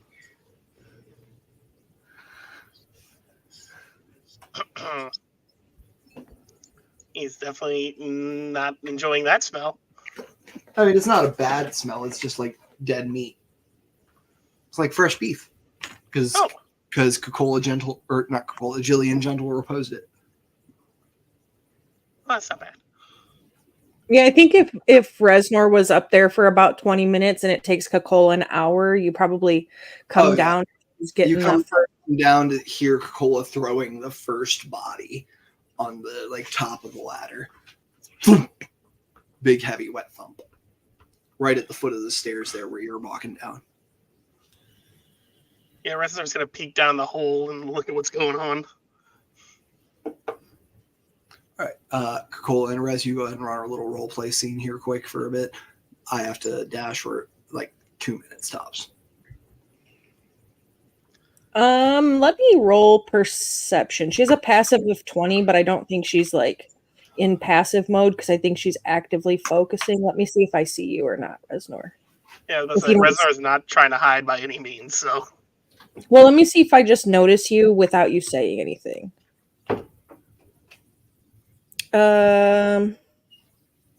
13. So she probably doesn't notice you right away unless you say something.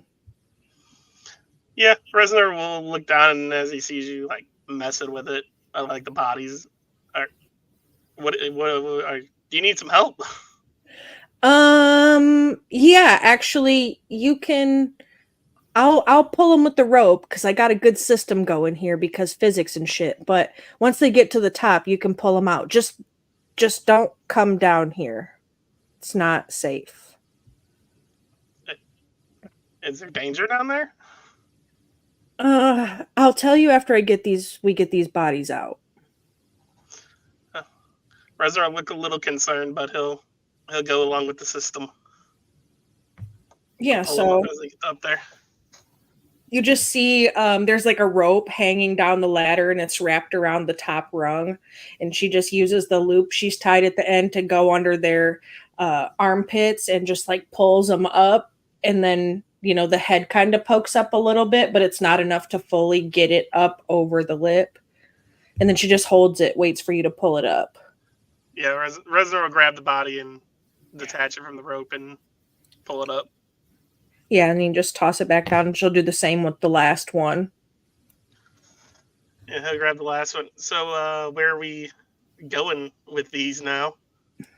Well, I don't know if grandfather needs them for when. Just let me come out, and after he gets the last one up, she'll come up the ladder, she'll pull her rope out, and then close the thing so that it's closed off to the rest of the tower. Were you at the house? You were at the house when Jill got punched in the face, right, Rez? I believe I walked up to that. Okay. Well, so grandfather has declared himself steward of Gondor, aka Revan, and he's going to go to the Mrorholds and do some dwarven rallying, and I'm not sure if he needs these bodies or not because these were the assassins sent against our house. So I want to make sure he can get those just in case. Oh, okay. Okay. I'm not opposed to dead bodies and stuff, but you might need to put them on a different floor than where we sleep. Well, I mean, we sleep up a floor, so down here shouldn't be so bad, right? I think Coca-Cola, you're the only one with a third floor room. Maybe Zenlin too. No, we're on the. I thought we were on the. I think we're all on the same floor, aren't we? On the second floor, where there was all the rooms, because Zen took the room with six beds. Yeah, you're right. You're right. Right inside. You're Yeah, right. we're You're on right. You're right. No, The no, you openings said on that, you're right. openings on the first floor. That's my bad. No, I got confused too. I had the same. Yeah, Okay. because The shrine is second floor, opening is first floor. Your Yeah. bedrooms are second floor. yeah. Yeah, well, I didn't plan on taking it to bed with me. That's not really my sort of shtick. And none of them have tits, so they're definitely not in my wheelhouse. So they're okay Phrases I staying didn't down expect to hear about corpses. here. Yeah. But I was thinking of just, well, I mean, if you could find Captain Bryn's corpse down there, though.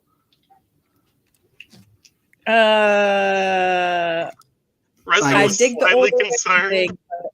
but I think he's more concerned with the explanation because he was not going there with that. I think I was just gonna leave them down here and toss like a sheet or something over them until we haul them to grandfather's in the morning. Yeah, like storage room. Yeah, but is there food in there? Because we don't need Yeah. flies around our food. Well, there's no flies. These bodies aren't rotting. Oh, They're that's fresh fair. kills. Nah. These are just human being bodies. Like they're room temp. They're like body temperature still. I have an idea where we can put them, Rez. You know when you come in the tower and then there's like that little room between the second doors where like the guards chairs and stuff are? We can stick them in one of those for the night. Okay. I'm down with Man. this. I knew I was gonna regret giving Hooli the maps to have full time eventually.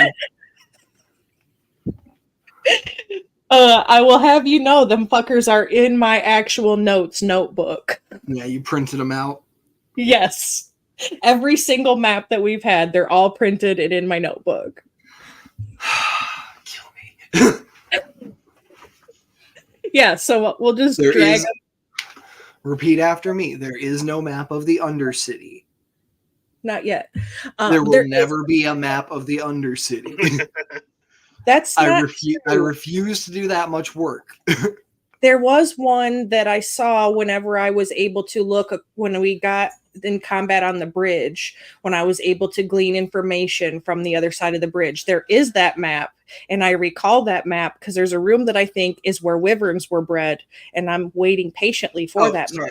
But I digress. Not the Revan Undercity, the Sharn Undercity. That's the one I refuse to make. Yeah, I don't need that. No, I Revan, digress. anything in little peek behind the screen here. I have this mountain mapped out to the square foot, inside and out. You guys spent 3 weeks exploring the town, and I said, "Fuck it, everything's prepared." We are ready now. Instead of dragging, how many of these bodies can Reservoir actually like carry? Well, there's 3 of them, and I have an idea. Because Reservoir can just carry 2 bodies easy, and There's- there's probably a third slung over his shoulders. There's chairs in the one room with the names. In the guard watch room. Yeah, that says Welby, Delby, and Mark.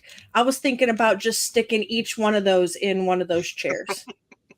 Because Jill and Zen are still going to come through the front door, and how interesting it'll be for them to see 3 dudes by the sitting way, at the table. Those ghosts you met would have introduced themselves to you as Welby and Delby. Oh, even better. So, yeah, we'll just put the bodies in the chairs. So I that way forgot. when Jill and Zen come in, they can see them, because if anything, I love pranking my BFF. I didn't get to use my fun ghost spirit monsters for so long that I forgot I named them. Yeah, Welby, Delby, and Mark. There's another set of chairs that are, I think, I'd have to look it up. I think it's like Turtis, Hurtis, and John.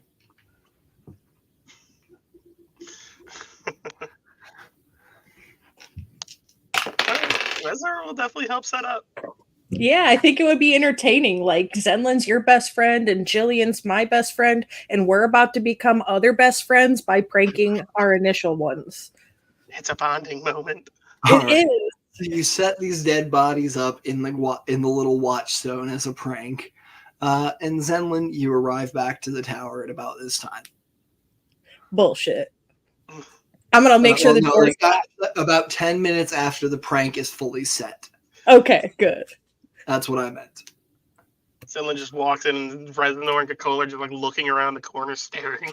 I think Zenlin, you've had a weird thing where like Yurtosh is trying to do his big man, I'm leading the way thing, and then is like, wait, I don't know where the road turns to actually get here, and falls back for a second to let you take each corner, and then leads the way as soon as there's a straightaway again towards the tower.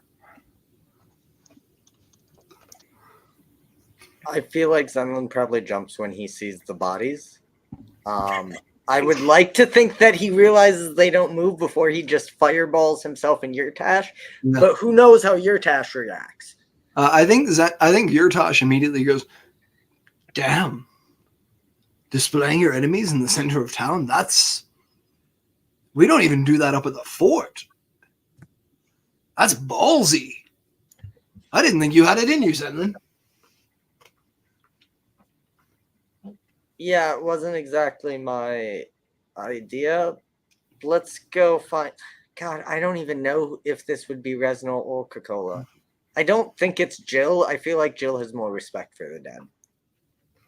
I feel like Reznor and Coca-Cola are casually sitting in the bar, shooting the shit, having an ale from our stores. Yeah, and you see actually as you take an ale out, you see about 15 minutes later that same like bottle is back and replaced. The glass is no longer where you left it, but it is it somehow gets back and refills and restoppers itself as though it was never opened. I can dig it. This place is great. Oh, hey, Zenlin. Good to see ya. Oh, hey. Your dad's got transportation, by the way. Also, My grandpa, you mean? Yes. Was that you or Reznor? Yes. Yeah. What's gonna work? Teamwork. Yes. Okay. Sure. I mean, I don't know. I'm slightly confused when we went from hiding the bodies to outwardly displaying them to everyone who walks up to our door. Like But- there is a window to look into that room from the outside, Hooli. Yeah, but it's nighttime, and I don't think people are creeping on the tower. Anyone who's creeping here doesn't belong in here. Yeah, it's not like the 3 town celebrities live here. Well, it's more of a joke for Jill because I know things make her jump out of her pants on a regular basis, and I find that extremely amusing. But I think grandfather needs them for when he goes to the Moorholds tomorrow. That makes sense. Like I said, I just figured Yotash thought I did it, thought it was a show of, the size of my reproductive organs. I thought it was maybe like a group decision. A group decision, you know. You said a show of the size of my reproductive organs. That's what I said. Jesus Christ. I mean, that's What? what I heard he said. That's not what Yurtosh said at all. He just said he didn't. Oh, No, that's what He said is. you've got some balls on you to do that. yeah, yeah, you're right. You're right. I said something about like having the courage, but I was like, no, I said have the balls. Well, I do have a rather large set of stones, but that's besides the point. You know what? That's what I get for using toxically masculine idioms. Yes. No, they're just up here because I figured I was at the tower, I'd bring them up. And For sure. I don't have a problem with them not being down there. Just a bit jarring. speaking of down there, don't go down there. Especially you don't go down there. What's that supposed to mean? Well, I had a lovely encounter when I was down there. I think you see Yurtosh like square up at Zen's shoulder for a second, especially you. I had an encounter when I went down there, and you remember the first time we visited the spirits we encountered, yes? Yes, they seemed like they did not like me in particular. Oh yeah, Betrayer, I think is the name that they have granted to you. I tried to tell them you're my friend, but they just weren't having it. I got a ghostly spit at my foot. It was pretty interesting. But yeah, don't I got permission to go down and I'm gonna take Jill down. They've given her permission, but until we get them actually laid to rest, I don't think it's wise for you to go down there. That makes sense. And for what it's worth, don't worry, it's not the first time in the past few days that a dwarf has said something rude to me based on who I am. Yeah, I know it. I'm sorry. And a lot of that I might know be- it's not you, Coca-Cola, don't worry. All right. Speaking And of, we're gonna cut from this scene. We're going to cut from this scene quick. Over to Jillian. Jillian, the party is winding down as it reaches the late hours, or the early hours, rather, of the morning, here at about 2 a.m. Do you leave before the party ends, or are you staying through the whole thing? She would leave before the party ends. All right, what time do you think Jillian leaves? You got there around 10 o'clock. Yeah, I think around 11, maybe 11:30, she would grab maybe a shot glass for the road. Yeah, you grab a drink for the road. How much do you think Jillian's had to drink tonight? Good bit, regular bit, a lot, too much? I'll leave it fully up to you. I'll say she's probably she's pretty stressed out. So I think she probably drank A little fair too amount. much.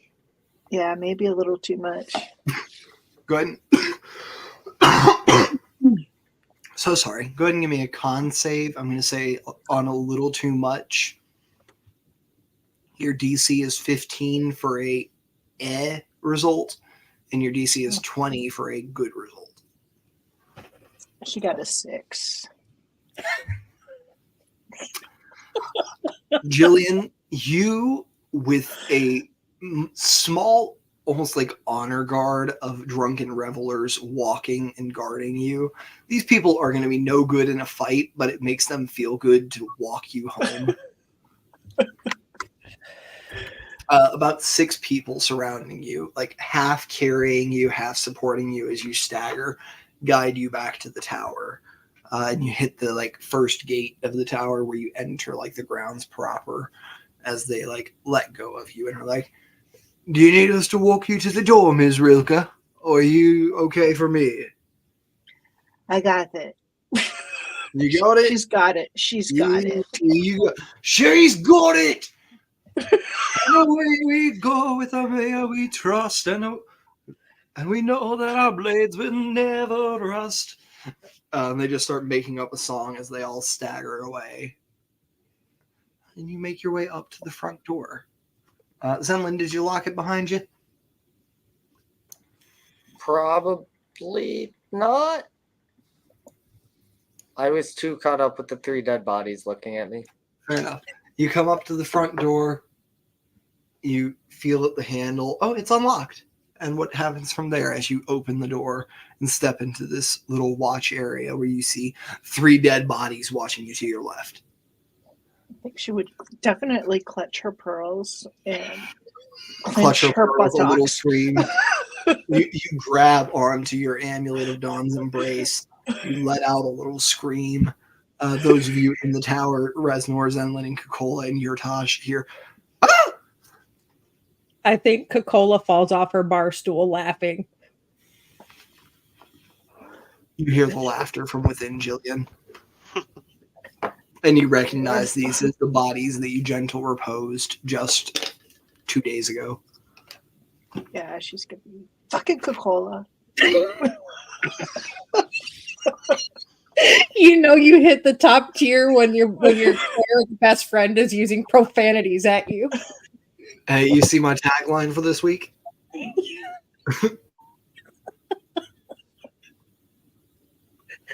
Oh, fucking Coca-Cola, she says. Fucking Coca-Cola, yeah. Why? Why did you do that? Because listen to the noise that you made. And I think Yurtosh, at this point, it's been about an hour since you got back, Zenlin. I think if Yeah. there's been no like further developments along between the two of you, Yurtosh has gotten pretty deep in his cups with these ever-filling bottles. I was gonna say I don't know that Zenlin would have hung out downstairs like for a full hour. Like he probably wouldn't have like super quickly went upstairs, but he also probably wasn't just trying to sit there for an hour. Like Just for the sake of you all being able to catch up, you let me know how long Zenlin would have hung out, and Jillian comes in at that moment. okay, I mean, like I said, it would still probably be like 30, 40. I just don't think it would have crossed that full hour. So, yeah, I think it's as soon been as about- he sees Yurtash going back for like third rounds from the ever-filling bottle, he's like, okay, I need you to get you upstairs before you can't do anything. I think you hit that third, like he's pouring the third round as Jill walks in. So I'm going to go ahead and make 2 Constitution saves for Yurtosh because he hit his like free line before you left the tavern. Zenlin, have you been like, has he been pouring rounds for you as well, or have you been abstaining? I would have probably had a glass, but Zenlin's not a huge drinker. Then I need 1 con save from you because I think your modifier is 0, right? Yep, 1 con save from you. That's such a cocked roll, but it's 7. Honor the cock. Honor the cock. That's later. That's after the drinks. Was it on D&D Beyond? Yeah. So Okay, they called it a that 3. counts. So they called it a 3. Yeah, it counts. That counts. That's just their dice thing being weird. Yeah, it's a 7. All right. So you and Yurtosh are both pretty drunk. And he, like, before he goes to pour the third round, leans in and, all right, things didn't go as expected. No, there was the party. We figured out that you have infinite mead. We can. I'd still be fine if you wanted to sleep together, and maybe not sleep together. Though, you know, after I'd rather not be drunk.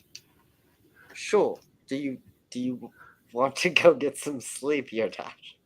One more round first. Gotta make giving up something like that worth it. As he looks you up and down. And Jillian, you walk in the door and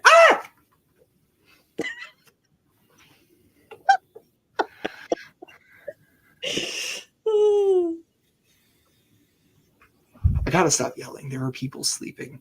On the wall in my office.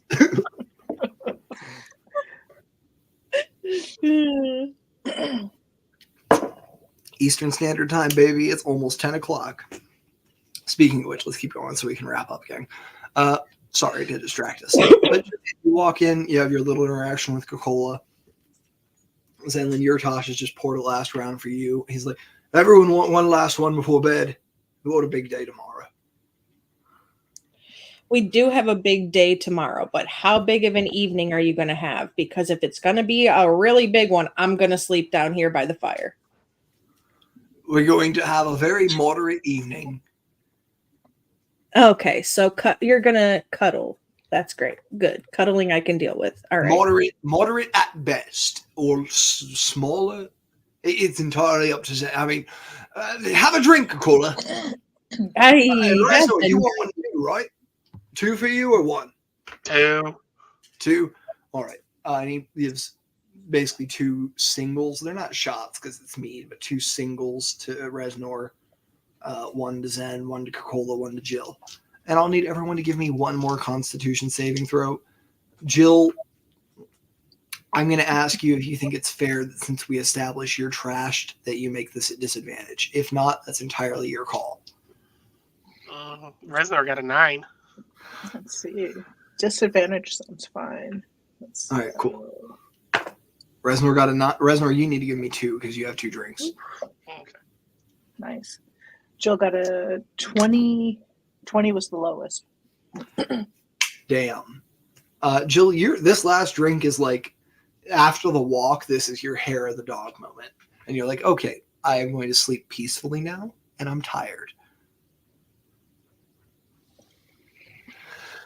Zen, what was that con save? 23. 23. You're buzzed. You're still within full control of your faculties and everything. But your body is drunk. Your mind is fine. Coca-Cola, con save. I got a 10. How heavily do you think you were drinking with Reznor? Well, it's Reznor, and if you cut Coca-Cola, she bleeds mead, so probably pretty heavily. How drunk do you think you were after drinking with Reznor? I'm going to let you decide that, and then we're going to go 1 grade further with that failed save. I think probably close to a level 2 inebriation. Okay. I mean, they got a lot of shit that's fixing to happen. It's kind of like the last hurrah before they go dive headlong into a revolution to save the underprivileged. So 100%.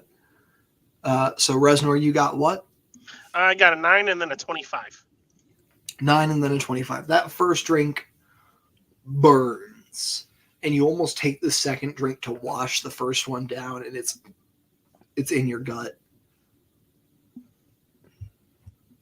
it wouldn't be iron gut if it wasn't. You take a moment and you're like, I gotta center myself. I gotta think of something that's real. How drunk do you think you were with Coca-Cola? Ask you the same question I asked her, but in, reverse percentage. I was about to say, with the mental stuff he went through upstairs, he was drinking pretty heavily with Coca-Cola, so he's probably pretty. I think with 1 failure and 1 success, Reznor, you are able to steady yourself so that you are in one place. You know, like where you are, when you are, all that. The first thought on your mind is what's happening around you, but the second thought is smoke in your lungs and screams from below. How does our night end here, gang? As you were all gathered around the bar, Yurtosh at Zemlin's side, and Beep at Reznor's. Well, we already know how Zen and Yurtosh are spending the night, cuddling. I think that's up to Zen and Yurtosh. But how does your night end, Coca-Cola? I'm the big spoon. I'm probably snuggling with Jill. Just in case one of us dies. We have to get one last snuggle in. Jillian, Coca-Cola comes to you. Coca-Cola, how do you ask Jillian to snuggle with you for the night? Or do you ask, or do you just expect it? I feel like it's probably like normal between the two of them that on a night of heavy drinking that they always end up snuggling because it started in school as a protection thing. So that way nothing could happen to either one of them if they fell asleep at a party or so on and so forth. So it's kind of just habit at this point. Still, is it requested or expected? Do you say something or do you just expect Jillian to show up? Well, if she doesn't come in my room, I'm going to hers. So either way, I'm not saying nothing. Right. We'll move then to Jillian. Jillian, the night ends. Coca-Cola has said very little to you. In fact, she's hardly spoken to you since you split from from the mayor's office. Your bed is calling your name. How do you end the night? Exhausted, inebriated.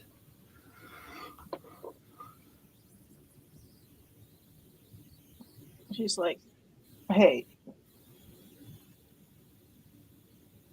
I don't like you putting those bodies there. It wasn't funny. All And right. she grabs Cocola's jacket and just like, come on, let's go. And do you pull Coca-Cola to your room or hers? To my room. All right. And you have a nice cuddle tonight, drunkenly in Jillian's room. I'm going to say Resnor or Zenlin.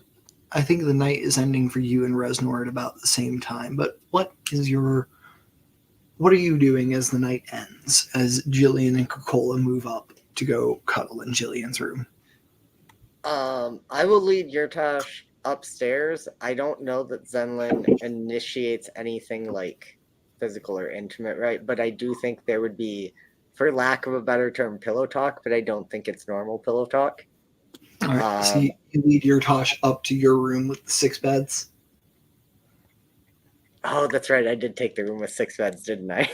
Yes, you did. And you said you pushed them all together to make one super bed. Yep. Forgot about that. It's a bed fit for a king. That it is. You got all the opportunity to be king of the mountain, so go for it. But Hey. no, just You wouldn't be the king under anything. Well, maybe the king under one thing.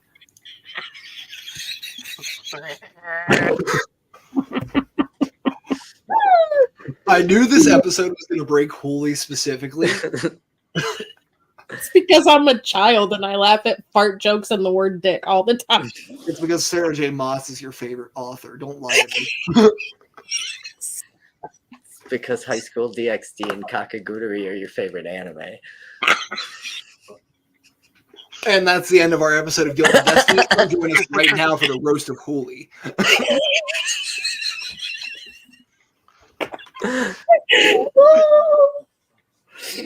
It's because you thought Warbreaker was a love story. I said it wasn't a love story. No, you said it wasn't a romantasy.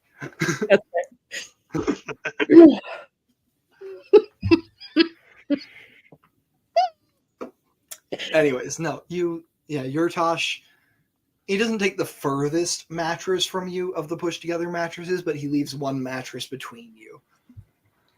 And I think after a few minutes, Zenlin is nervous. He is scared. Essentially, while it's not officially happening tomorrow, it's essentially his first war campaign. And I think after a few minutes... your teleportation begins tomorrow. You're right. The rest of the team's involvement isn't for another 6 days. Right. You start tomorrow. I think into the darkness, Zenlin goes, Yurtosh, are you awake? Yeah. What's war like?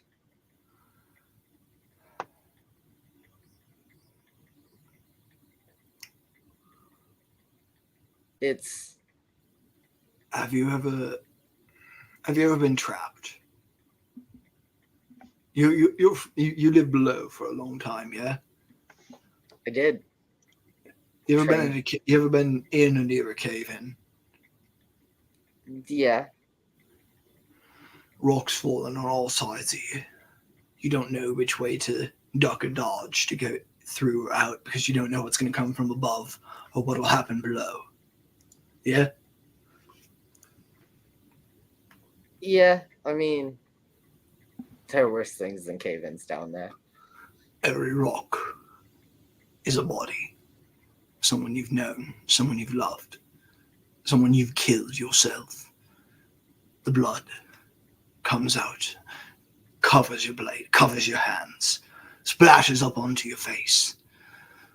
It'd be so much easier if they were prey, but these are people, and you need to know that they are people, and you need to know their death is worth it. You're fighting for something, and that something is worth more than any life. That's war. That's war at its truest.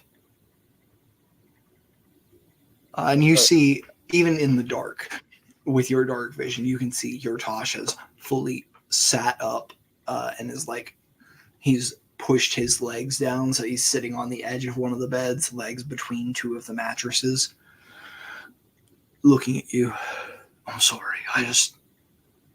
No, you haven't. Who, You haven't said anything I haven't heard 100 times since I was a child. who is the last place you want to be?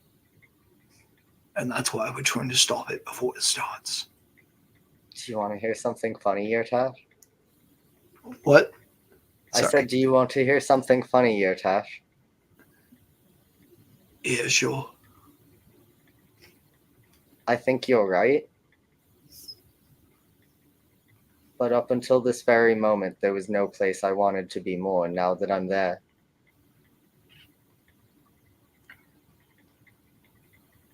I'm scared they were right.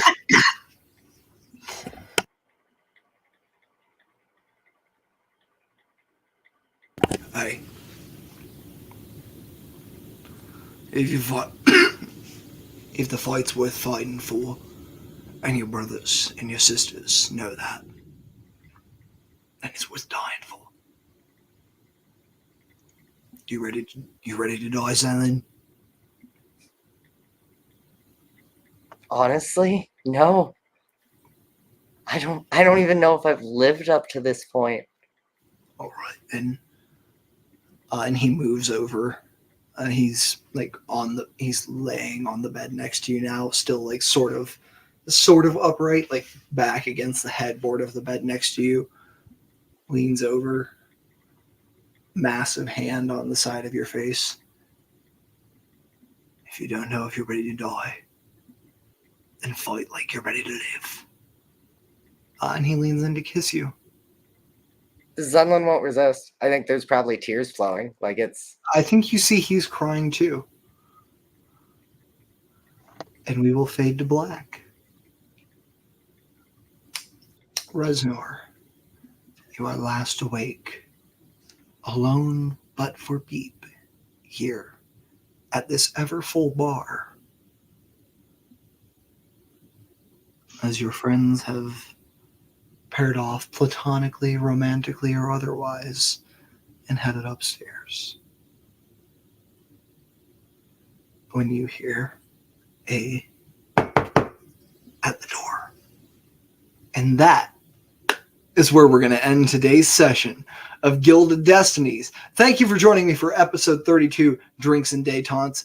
Join us next week for Hangovers and Hard Decisions. I've been your GM Chipper. With me tonight, as always, I have Don playing Zenlin, Huli playing Coca-Cola, Shen playing Jillian. It's still not Duke playing Reznor.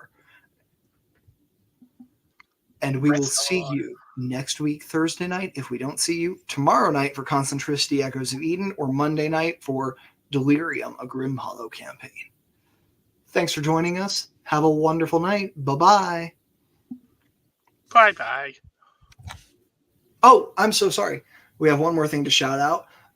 As of yesterday, we have begun our Trevor Project 2024 campaign. You can catch us. I think our links are on our Discord here. Huli, would you mind popping that up for us quick? Yeah, I actually have. There's a link in the Twitch chat now that you can see. If you're interested in that, you can go right straight to our Trevor Project team fundraising page. And there's also a link to the Discord as well. So both of those things are there. Yeah, and if you're interested in donating your time, donating any raffle prizes or anything, reach out to me or Huli at xxhuli or at Eat Hot Chip and Die. You can catch us both there. Bye. We're going to run a raid over to Guild Superior, too, while we're at it. And we were running over a raid over to our sister stream, Guild Superior. Love them so much. Amazing work. Great people. Yeah. All right. Raid is done. So we're good to go. Bye.